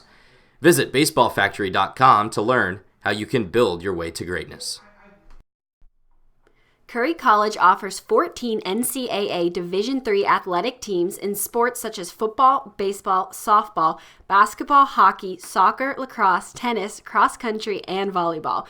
Read about the success of the Curry Colonials and their championship teams. It's all online at www.curry.edu. The Colossal Lobster Rolls are back at the 99 restaurants. Visit today in Centerville, Falmouth, Mashpee, Wareham, or Yarmouth for the best value for lobster rolls on the Cape. The 99, proud sponsor of the Cape Cod Baseball League. Cape Cod Coca-Cola thanks you for supporting the Cape Cod Baseball League. Cape Cod Coca-Cola has been proudly refreshing the community for 30-plus years, and we're honored to support the CCBL and many other wonderful organizations on the Cape. Pitcher number 2 for Bourne will be a big righty from Arizona State University, standing at 6'6". It's Blake Burzell. And he's coming into not quite a jam, but a very tricky situation. What with Hayden Cantrell on first base, the middle of the lineup coming up, which has been pretty solid. Blake Dunn, 0 for 2, did reach on an error. Zach DeLoach right behind him, who has a 2-run double. So you got to be very careful, pitch carefully around these guys, especially with Cantrell on first base, like I said, because he can run all over you. So these Doors hitters, very good with 2 outs. It's a pretty tough situation for Burzell. Already a 2-run deficit that Bourne has to make up. So pretty much every base runner counts.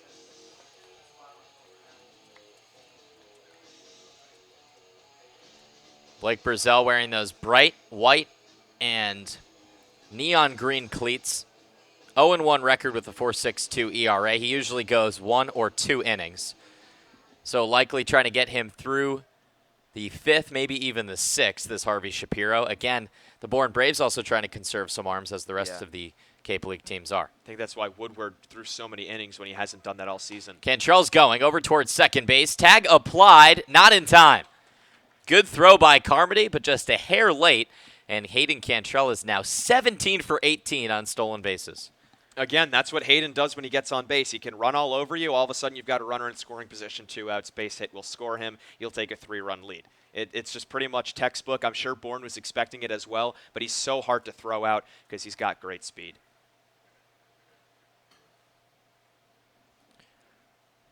He's now in scoring position for the 3rd time today. Here's a ball down the right field line, just foul. Had some tailing action. Yeah, I thought he had that. Yeah, I thought it was going to land on the line as well. Sort of a cue shot off the end of the bat.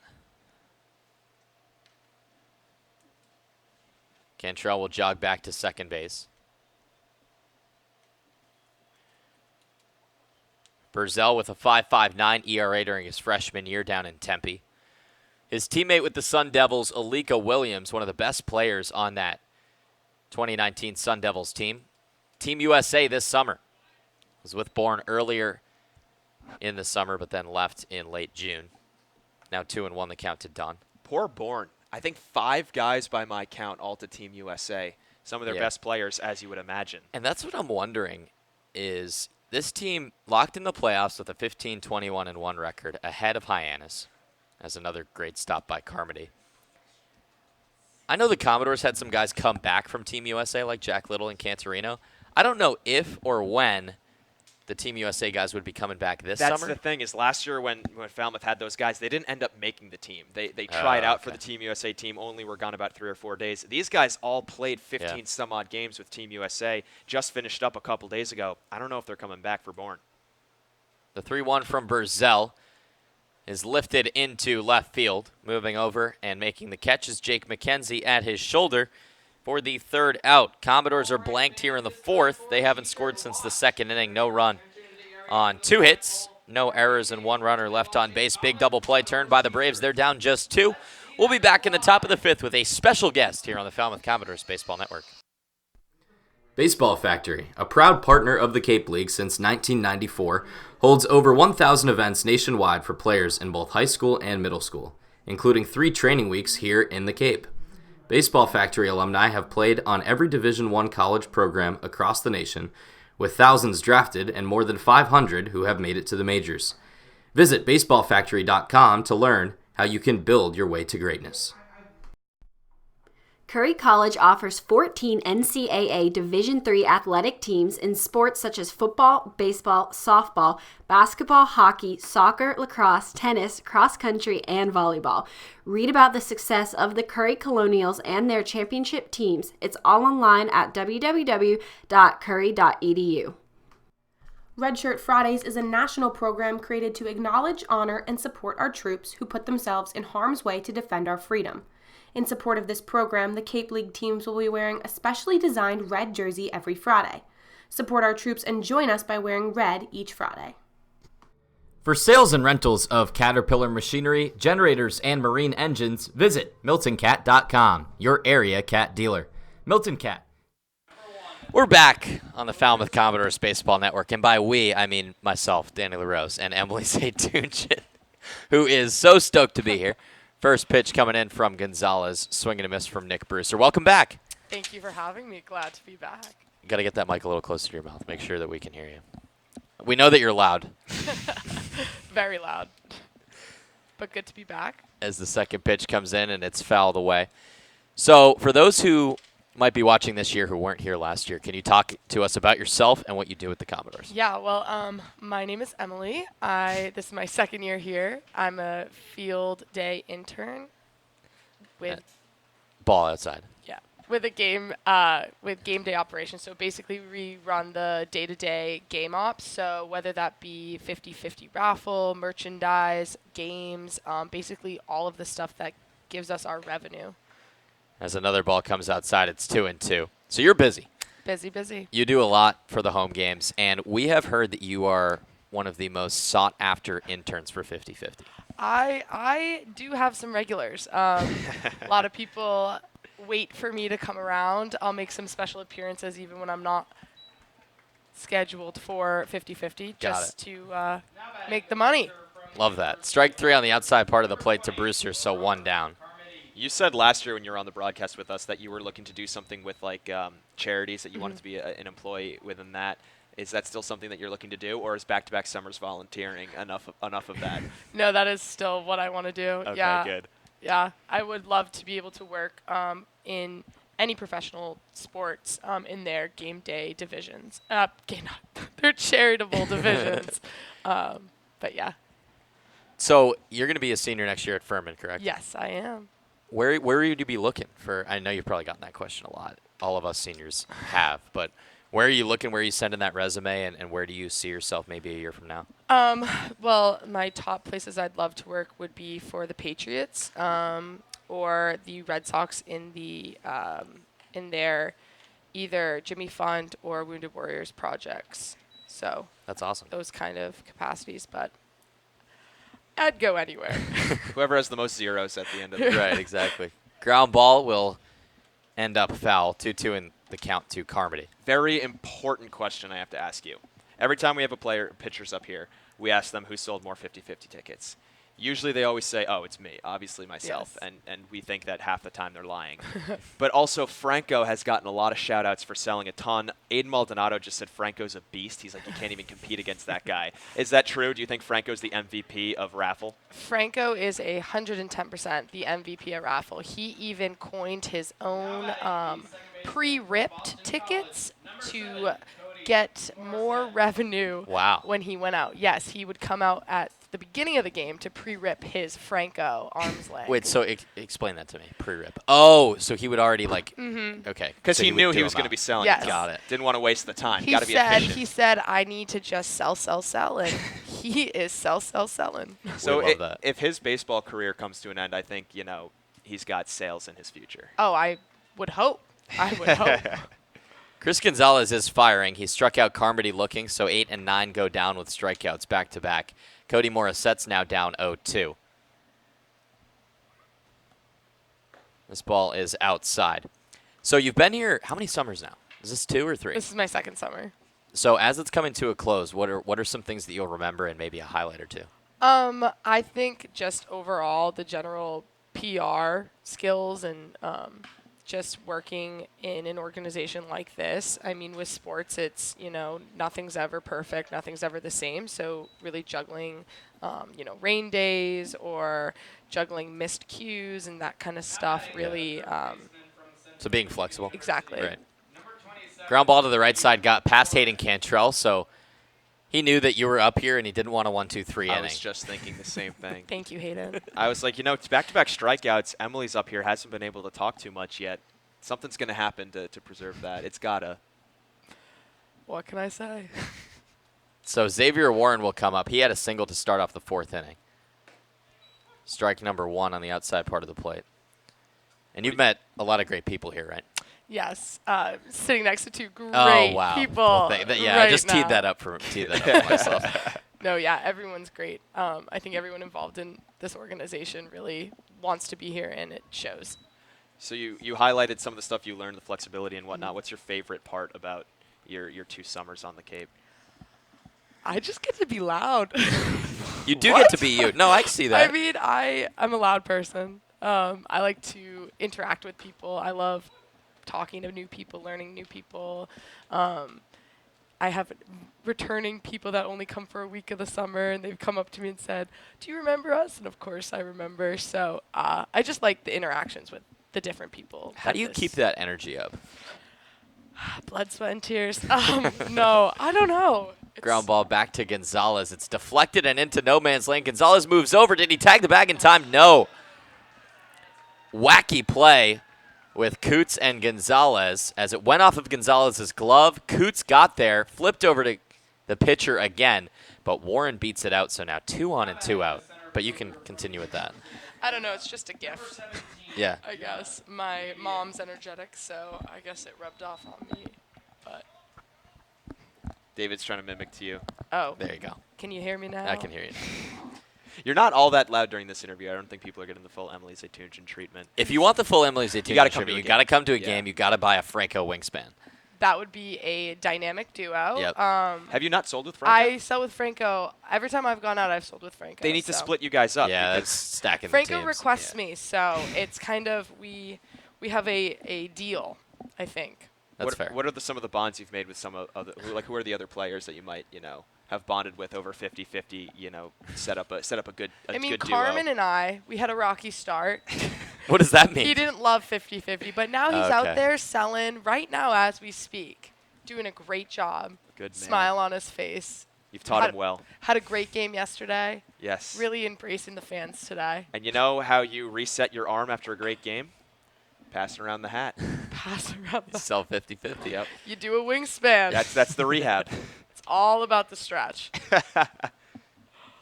1-1 the count to Judd Fabian after a couple infield hits or errors from the Falmouth Commodores. There was an error to Hayden Cantrell over at second base, and then a hit that went off of Gonzalez's glove. Here's a foul ball to make it 1-2. Can you talk to us about Furman? It's not a school I know a lot about, and what have you studied down there? Furman University. It's a small liberal arts school in Greenville, South Carolina. I'm a double major with communications and politics and international affairs.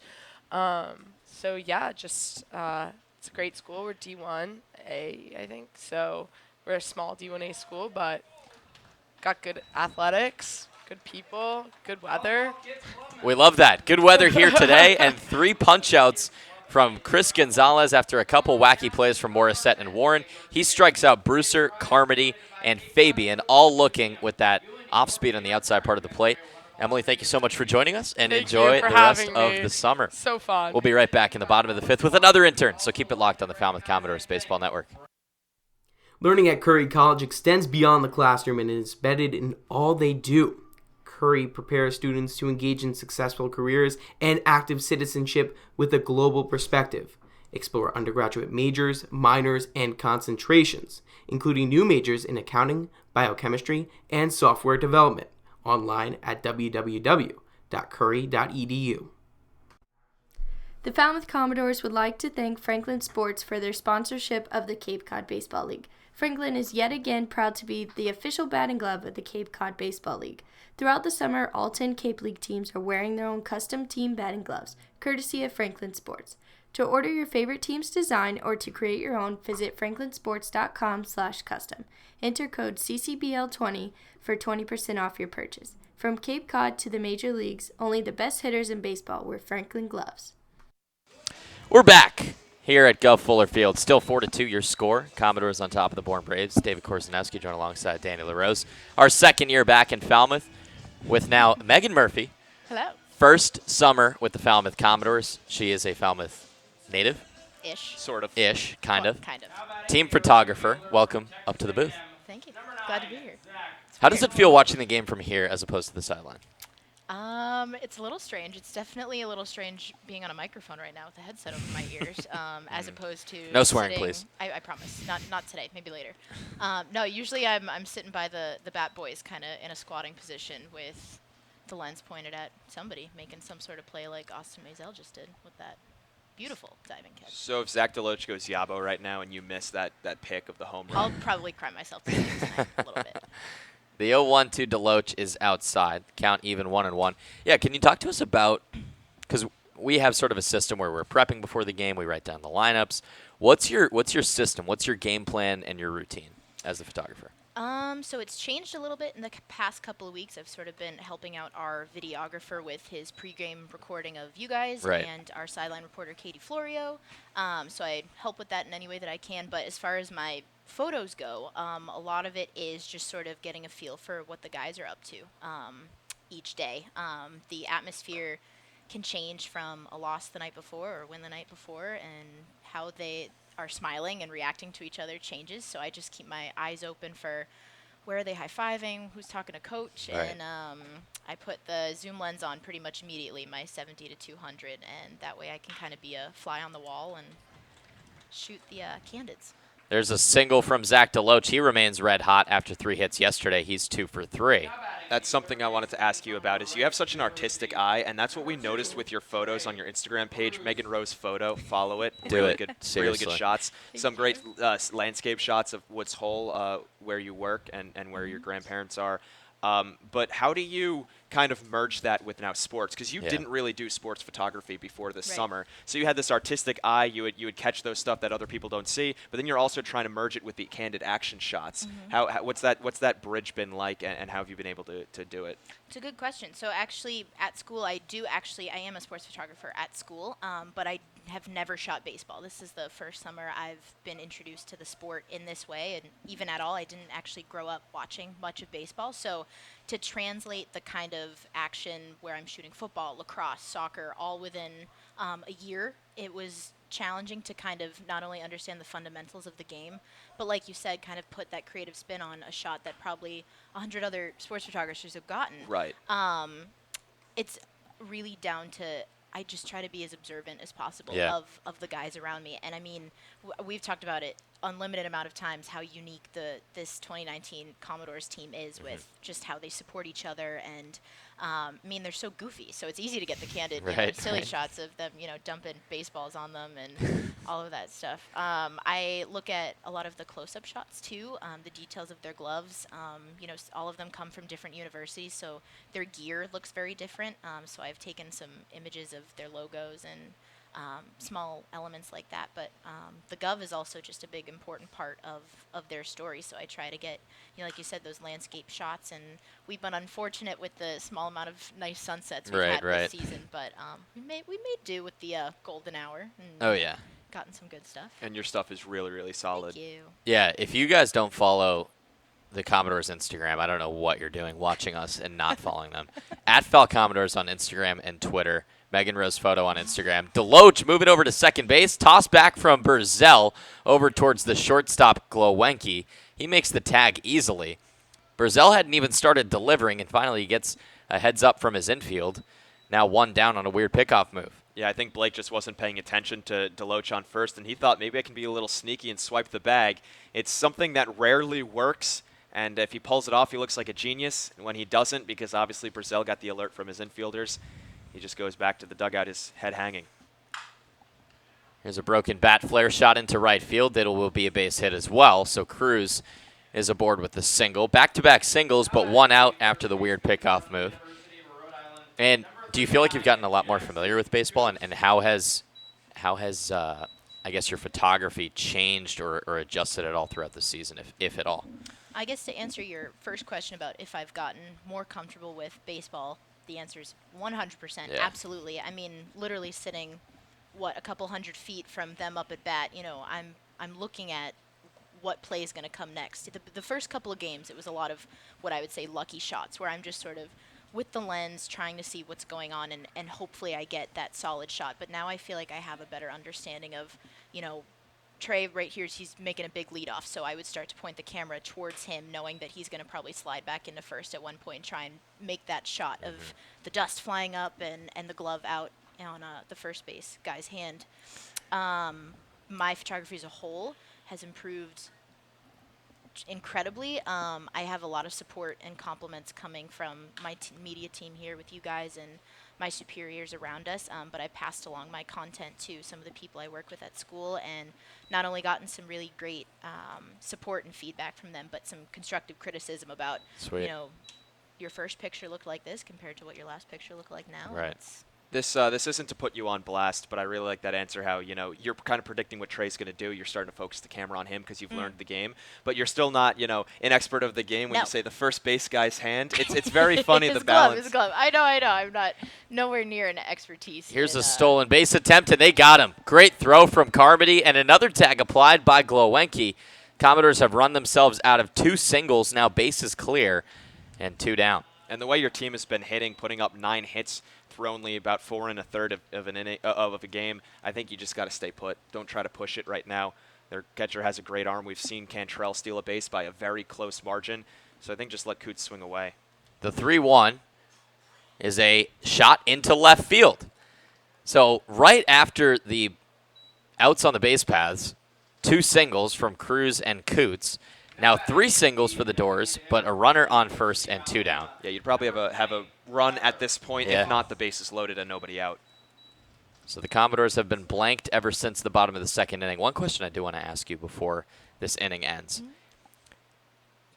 A play that you can't predict, right? Like a home run, a walk-off, a play at the plate, something that maybe broken bat. Right, exactly. Like, how do you react quickly and get the shots that you want? Like what's going through your mind, if anything? There's so many of those moments this summer where I've missed the shot. Right. I didn't get it. I didn't get the particular player, the moment, or even the celebration afterwards. For whatever reason it was, I was paying attention to another character or person on the field, and I just missed it. And so in that scenario, it's a lot of like, oh, why wasn't I here at this moment? I do take it, a little quickly after. Okay, so I know next time where to be. But those moments where I don't know what's going to happen, I just stay on my toes. Right. I'm like literally and physically, I'm almost always in the squatting position and trying to pivot as quickly as I can to see where the ball is going to go. And some of it's luck and just not blinking. I think you got to cut yourself some slack, too, because you had, I think, 2 of your best shots all summer against Orleans with that play at the plate. Yeah. Max Troiani sliding in and Taylor Smith applying the tag. If you haven't checked that out, it's on our Twitter as well. Here's a loaded question for you. Besides, how do I learn my baseball speak? Great vocabulary. Ground ball to the right side. It's fielded by Morissette and on to first, but I'll let you finish. All right, so you're going to have to be quick. Okay. Most photogenic on the team and least photogenic. Wow. Come on. How can I do that? Come on. Who's the guy who, like, every single time you get a candid shot, he just looks like a goof? Trey Cruz. No, not a goof. I was going to say, aesthetically, Trey Cruz seems to always has this, like, face about him where it's either focused or just this genuine smile, and the smile is very rare. Right. So I do try to, like, look at that. Goofy-wise, Jackson Coots, probably almost always, or Troy Clonch. Those are good answers. So they're two of the least photogenic. No, not least photogenic. Most photogenic. She gave for positive different answers. reasons. Come on, No, Danny. no, for sure, those guys. Yeah. Thank you, Megan, for joining us. Thanks for having me, This guys. was great, and best of luck the rest of the season. And everyone, follow Megan Rose Photo on Instagram as well as our team's social media. We'll be back for the 6th inning on Intern Appreciation Night. Game 1, the doubleheader, still 4-2 Doors. Baseball Factory, a proud partner of the Cape League since 1994, holds over 1,000 events nationwide for players in both high school and middle school, including 3 training weeks here in the Cape. Baseball Factory alumni have played on every Division I college program across the nation, with thousands drafted and more than 500 who have made it to the majors. Visit baseballfactory.com to learn how you can build your way to greatness. Red Shirt Fridays is a national program created to acknowledge, honor, and support our troops who put themselves in harm's way to defend our freedom. In support of this program, the Cape League teams will be wearing a specially designed red jersey every Friday. Support our troops and join us by wearing red each Friday. Cape Cod Healthcare is the leading provider of healthcare services for residents and visitors of Cape Cod, with 2 acute hospitals and more than 450 physicians. For more information, please visit capecodhealth.org. Cape Cod Healthcare, expert physicians, quality hospitals, superior care.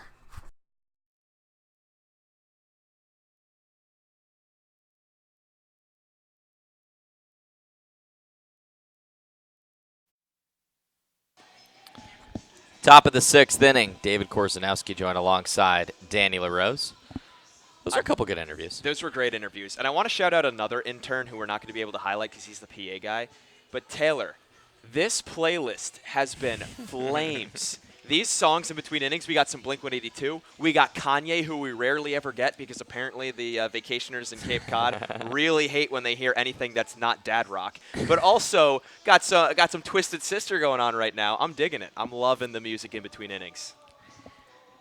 And a new pitcher on the mound for the Commodores in Sam Weatherly. Rising junior at Clemson, and Danny, he's another guy who's been very solid out of the bullpen for the Doors. So reliable for Falmouth. One of the most reliable pitchers that the Doors have been able to turn to. An 0-1 record, 4.62 ERA. But those earned runs coming really in the first half of his season. In his last 4 appearances, only 1 hit among all of them and no earned runs.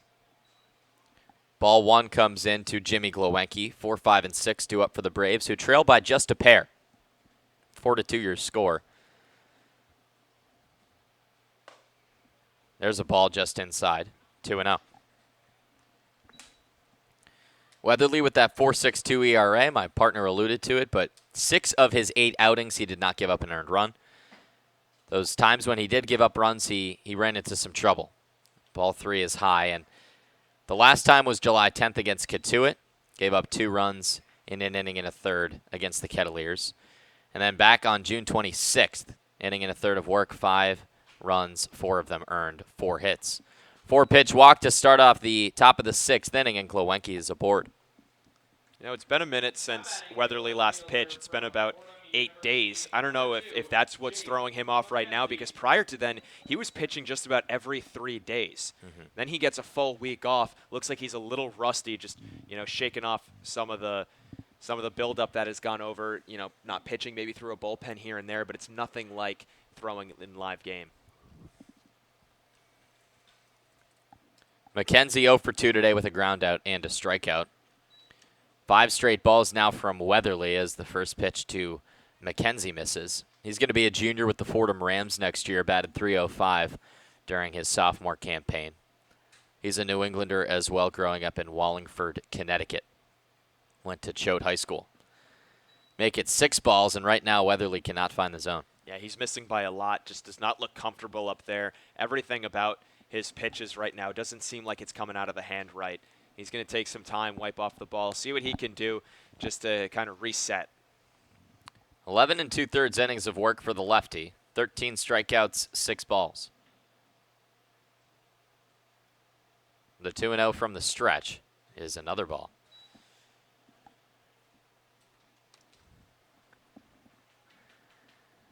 Doors pounced in the first couple innings. They added 3 in the bottom of the first and another in the bottom of the second. After a scoreless third, the Bourne Braves added 2 on a 2-out, 2 RBI double, helped out by the sun. Sheesh. And since the score has stayed the same, 8 balls to start off Weatherly's outing.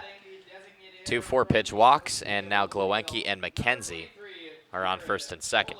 And Mike Landry's quickly going to talk to his pitcher. It's pretty simple what he's doing right now. He's flying open with his front shoulder, which, you know, is obviously a mechanical fault that a lot of pitchers run into. It's a pretty easy fix. He's also overthrowing. It's almost like he's trying to force the strikes over the zone. So he's throwing a little bit harder than he should be. He's opening up his front shoulder. That's never going to be a formula for strikes. And right now I think the approach for Bourne is just keep taking pitches until he proves that he can start throwing over the zone and consistently. Quick 3-man meeting for Matt Nelson, Sam Weatherly, and Mike Landry. Make it a 4-man meeting as the home plate umpire comes on out in Jason Klump. Landry will wait an extra 5 or 6 seconds, pat Weatherly on the backside, and head back. Talking to Coach Mike Landry yesterday about how he ended up in Falmouth. This is now his 8th summer with the Doors. He said he was working as a volunteer assistant at Georgetown, and they were placing some of his guys with the Newport Gulls in the NECBL. He asked the head coach of the Georgetown Hoyas, how do I get placed? And he said that he would always make jokes about returning and playing baseball again. But the head coach said, what do you mean? He said, well, I want to coach in the summer league. And the coach said, well, how does the Cape sound? And Mike Landry said, doesn't sound bad. Sounds about 4 grades above He Newport. He applied to, I shouldn't say applied, he talked to Harwich, Catuit, and Falmouth. Ended up as a coach with the Falmouth Commodores. He said that one of the other assistant coaches with the Doors in his first season was similar to him, a bullpen catcher. Both of them were primarily working with hitters, and then he started making the switch and coaching the pitchers. He's been the pitching coach ever since, and he's done a fantastic job. 3-pitch strikeout after the mound meeting from the pitching coach, Mike Landry, 1 down. Clearly whatever he said was just gold because, oh my goodness, walks right out there, talks to Weatherly a little bit. Weatherly responds by throwing darts, and Poland couldn't even catch up to some of those fastballs. He looks like the same old Sam we're used to. That's something that I was wondering also is that we know Landry, it wasn't a pitcher in his college days. He was a bullpen catcher, like you said, who are typically not pitchers. And the way that he balances his pitchers, the way he talks to them, it's very obvious he knows pitching inside and out. And for a guy who never really played that position is really impressive. Here's a moonshot into right field. Deloach is tracking. Sun is in his eyes. Moves over to his right and makes the catch. Tagging up from second to third without a throw is Jimmy Glowenke. So runners on the corners and 2 outs, but how about that difference? 8 balls to start off the inning, 4 strikes, and now 2 outs after the mound meeting from Mike Landry. And he made a little bit of a mistake too below, so leaving that pitch belt high and middle in. He's lucky that Cade got a little bit under it, kind of off the end of the bat as he was out ahead of it. Beloso now falling to 0 for 3, has spewed fly balls to every single outfield position, and he's now 2 for his last 34. So Cade in a very, very bad rut, and it helps out when you make a mistake like that to a guy who's slumping. It can often lead to an out rather than a hit. Brewster struck out looking to start off the top of the 5th. I want to keep going on Mike Landry a little bit, though, because with this pitching staff, he deserves a lot of the credit. To use his words, he said he kind of backed into the pitching coach position. But he says he's gotten more and more familiar, and he's learned from the guys as well. He says he's just very relaxed when talking to them and just lets them do their own thing and offers tips when they ask for them. There's a ball hammered foul. Yeah, that's the thing the pitchers have told us is that when they get here in the summer, Landry pretty much tells them, I'm not going to step on your coach's toes. Yeah. Whatever your pitching coach at school tells you, you're going with that. I'm going to do my best. So he's pretty much balancing 15 different pitchers, let's say, and 15 different coaches at the same time, trying to, follow along with what each coach is saying, and he does a great job of it. The 1-1 is outside to make it 2 balls and a strike. And he said, too, that there are certain things with pitching mechanics that pitchers will ask him about, and sometimes it's rare, but sometimes he'll say, I'm not sure, because he wasn't a pitcher in college or professionally. But he deserves a huge amount of credit for the way that this team has played in their 9-game winning streak. Just 10 earned runs allowed for the Doors heading into this game. There's a curveball that tags the outside black to even the count at 2-2. Looked like a wiffle ball. The way he delivered that thing, everything was perfect on that spin. I want to see the rotations per minute on that thing because, boy, did it cycle beautifully over the outside corner of the plate. Weatherly, after walking the first 2 batters he faced, just 1 strike away from getting out of the jam. Runners on the corners for the Braves. Tying run is at first. Leading run is at the plate. The 2-2. Curveball again, this time swatted foul.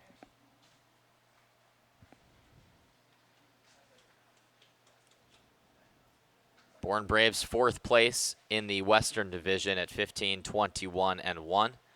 Falmouth Commodores 1st place in that same West Division, 22-12-1. The 2-2. Fastball just got a piece, and a good at-bat put together by Brewser. I'm liking the approach from Weatherly, keeping everything outside. Brewser has fouled the last couple off the end of his bat, but you got to credit him as well, staying with a big hanging curveball and staying back enough to get a piece of it, and then Weatherly with a fastball trying to change up the pace. Brewser still right on it, so he's reacting well to these pitches. Runners are going. Here's a moonshot into left field. Maisel is there, and he makes the catch. Another reliever gets himself into a jam and gets himself out of a jam. No runs on no hits, no errors. 2 Bourne Braves left on base. Still 4-2 Falmouth as we head to the bottom half of the 6th inning on the Falmouth Commodores Baseball Network. The Colossal Lobster Rolls are back at the 99 restaurants. Visit today in Centerville, Falmouth, Mashpee, Wareham, or Yarmouth for the best value for lobster rolls on the Cape. The 99, proud sponsor of the Cape Cod Baseball League. Cape Cod Coca-Cola thanks you for supporting the Cape Cod Baseball League. Cape Cod Coca-Cola has been proudly refreshing the community for 30-plus years, and we're honored to support the CCBL and many other wonderful organizations on the Cape. Learning at Curry College extends beyond the classroom and is embedded in all they do. Curry prepares students to engage in successful careers and active citizenship with a global perspective. Explore undergraduate majors, minors, and concentrations, including new majors in accounting, biochemistry, and software development. Online at www.curry.edu.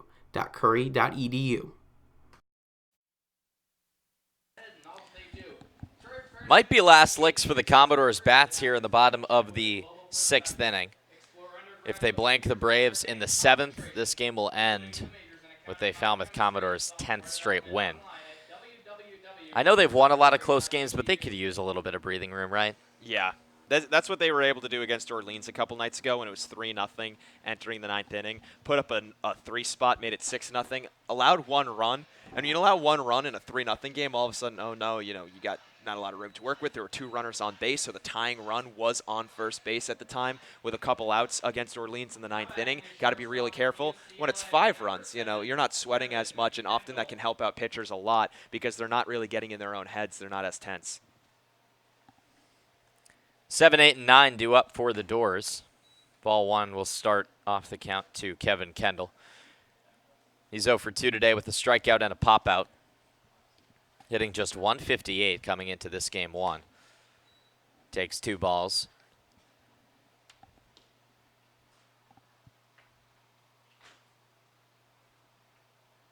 Danny, I want you to look at me.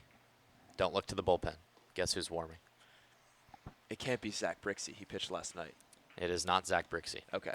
Another ball makes it 3-0. Logan Hoffman. Austin Langworthy. Yeah, I wouldn't have guessed that. Swing and a miss. Last time we saw Langworthy was in that Wareham doubleheader when Baron Radcliffe hit the top of the 8th 2-run home run to put the Doors ahead. Yep. And they go And to he got a Langworthy. save. They go to Langworthy to get the save. And I asked Coach Trundy afterwards, and I said, what was the move with Langworthy? He goes, we're just running on fumes here. Right. Swing and a miss, strike 3. as Kevin Kendall goes down a strikeout victim for the second time this afternoon. He's 0 for 3. Langworthy, if you're familiar with this team, you've seen him in left field. You've seen him DH here and there. And you've seen him on the mound a few times now. He's a third-year Commodore, rarely, if ever, got some time on the bump. But this summer, with the schedule and the rainouts and the doubleheaders, they've used him a little bit more than usual. Broken bat right back to Blake Burzell and is right behind him. Fielded on a bare head, but he beats it out. That's an infield banjo for Matt Nelson as he makes the single back to the dugout. He's 2 for 3 today. And his first multi-hit game of the summer, and he's now matched his summer hits total in just this game, just his third at bat. He's now 2 for 2, walked his first time up. This is a coming out party for Matt Nelson. You can hear the Doors teammates cheering for him. They know that he was struggling. He was taking it very well. He was joking on himself for having that sub-100 batting average. Now it's going to balloon way over that. He's really put together a nice ball game.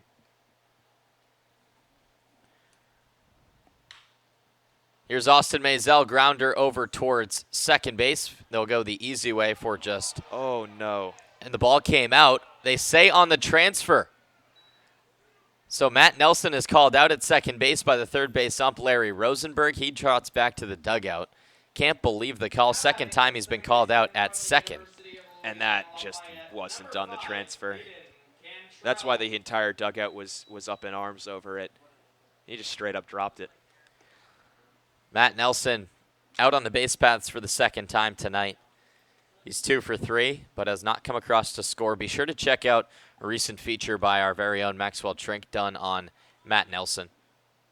Incredible story for the catcher from Florida State. Here's a softly hit ground ball over towards Morissette. Quick throw onto first. And that will do it for the bottom of the 6th inning. The Doors come on hot in the bottom of innings 1 and 2. They haven't scored since, but they hang on to a 4-2 lead. It is now the final frame, top of the 7th coming up, and Austin Langworthy strolling off the mound to toe the rubber. We'll be back for the final frame on the Falmouth Commodores Baseball Network. The Falmouth Commodores would like to thank Franklin Sports for their sponsorship of the Cape Cod Baseball League. Franklin is yet again proud to be the official batting glove of the Cape Cod Baseball League. Throughout the summer, all 10 Cape League teams are wearing their own custom team batting gloves, courtesy of Franklin Sports. To order your favorite team's design or to create your own, visit franklinsports.com/custom. Enter code CCBL20 for 20% off your purchase. From Cape Cod to the major leagues, only the best hitters in baseball wear Franklin gloves. Red Shirt Fridays is a national program created to acknowledge, honor, and support our troops who put themselves in harm's way to defend our freedom. In support of this program, the Cape League teams will be wearing a specially designed red jersey every Friday. Support our troops and join us by wearing red each Friday. Learning at Curry College extends beyond the classroom and is embedded in all they do. Curry prepares students to engage in successful careers and active citizenship with a global perspective. Explore undergraduate majors, minors, and concentrations, including new majors in accounting, biochemistry, and software development, online at www.curry.edu.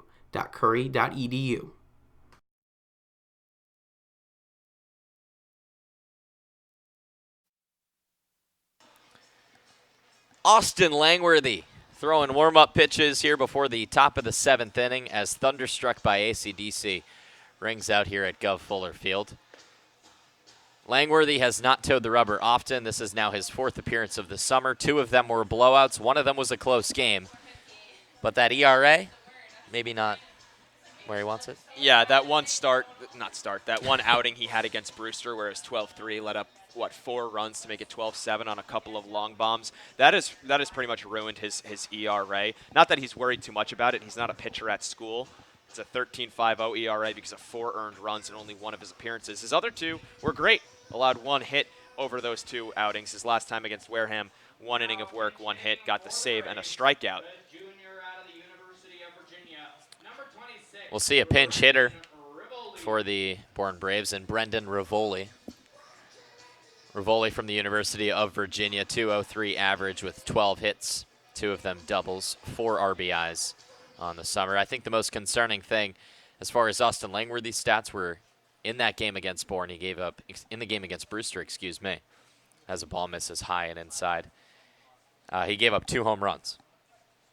Because he keeps the ball high. He does keep the ball high. He's a soft-throwing lefty who he leaves the ball over the plate about belt high just about every pitch like that one. Now 1-1 to the 9-hitter coming in for Robert Carmody, who grounded into a double play and struck out looking. Tough day at the office for Carmody. Here's a ground ball back to Langworthy. He snow cones it and lofts it over to first. 1 out. He's really athletic. You wouldn't think so, given his 5'10" frame, about 200 pounds. But when he's at first base, he looks really, really sharp at a corner that can get a lot of hard hit balls, and that one too. Quick off the mound with some good footwork. Nice extension as well. Gets the out. Morissette and Warren will try to keep this game going for the Bourne Braves. Strike 1 on the inside part of the plate to Morissette, who is 1 for 3 today. Singled, struck out, reached on an error. Swing and a miss, strike 2. He just throws a lot of off-speed pitches, big looping breakers that are tough to line up. And not a pitcher like many others on the Cape, so probably throwing these hitters for a loop. Softly hit ground ball to Coots. Langworthy ranging over. He fields it from the first baseman, 2 down. Well, he's looking sharp right now. Everything's been pretty low, getting a couple ground balls, making a nice adjustment.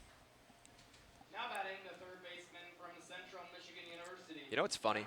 What's that? Is someone in this I bet there are Gator fans and Seminole fans in Florida right now who are just furious. Yeah. That Langworthy is pitching to Matt Nelson. That's some of the fun quirks we get on the Cape, is rivals thrown to each other. They're on the same team right now, and they are looking for a historic 10th win in a row. That would tie the longest winning streak in the point streak era here in the Cape Cod Baseball League. Line drive, and it's foul just past Trey Cruz. He almost snatched it for the final out. Instead, it's strike number 2.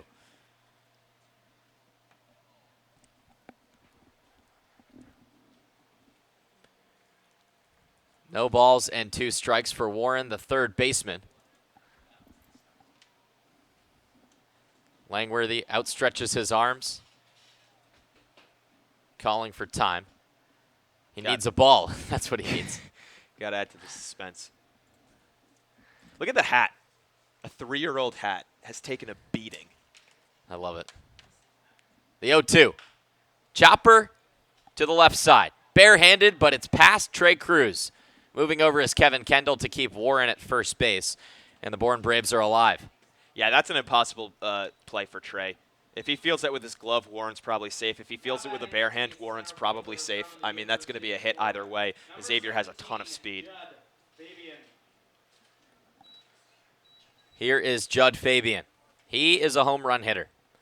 289 average, 6 doubles, 5 home runs, and 13 ribbies on the summer. He's had a couple games where he's hit 2 home runs. He had a go-ahead home run just about a week ago in a very important win for Bourne. Swing and a miss on the first pitch from Langworthy, 0-1. They are teammates, though, so we'll see if Fabian knows the scouting report on Langworthy. I bet Langworthy has a better scouting report, though. Throwing over to Warren at first base. He's likely staying put as the Bourne Braves trail by 2 runs. Tying run is at the plate. There's a ball just inside. Warren just 2 stolen bases on the summer. Fabian with those 5 home runs, that leads the team. Hard ground ball towards the Bourne bullpen, 1-2.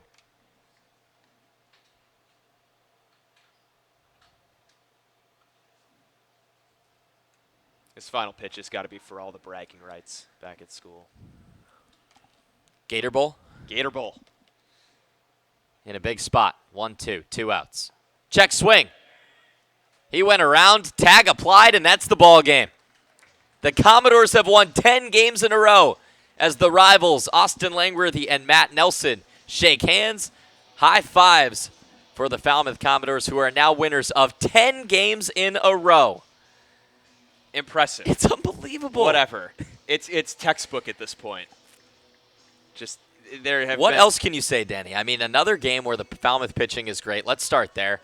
Just a 7-inning ball game, but Again, Gonzalez gives a quality start. Weatherly works out of a jam, and Langworthy gets another save. Yeah, Chris Gonzalez gets a second win in as many appearances, 5 innings of work, 5 hits, 2 earned runs. Probably shouldn't have gotten any runs against him because the double was just lost in the sun by Blake Dunn, would have been the final out of the inning. 1 walk, 6 strikeouts. High strikeout numbers for Gonzalez, impressive for him. Gets another win. And this is an example of dominance by the Doors. It was a 4-2 final, but they out-hit Bourne 11-6. Capitalized on just about every single Brave mistake.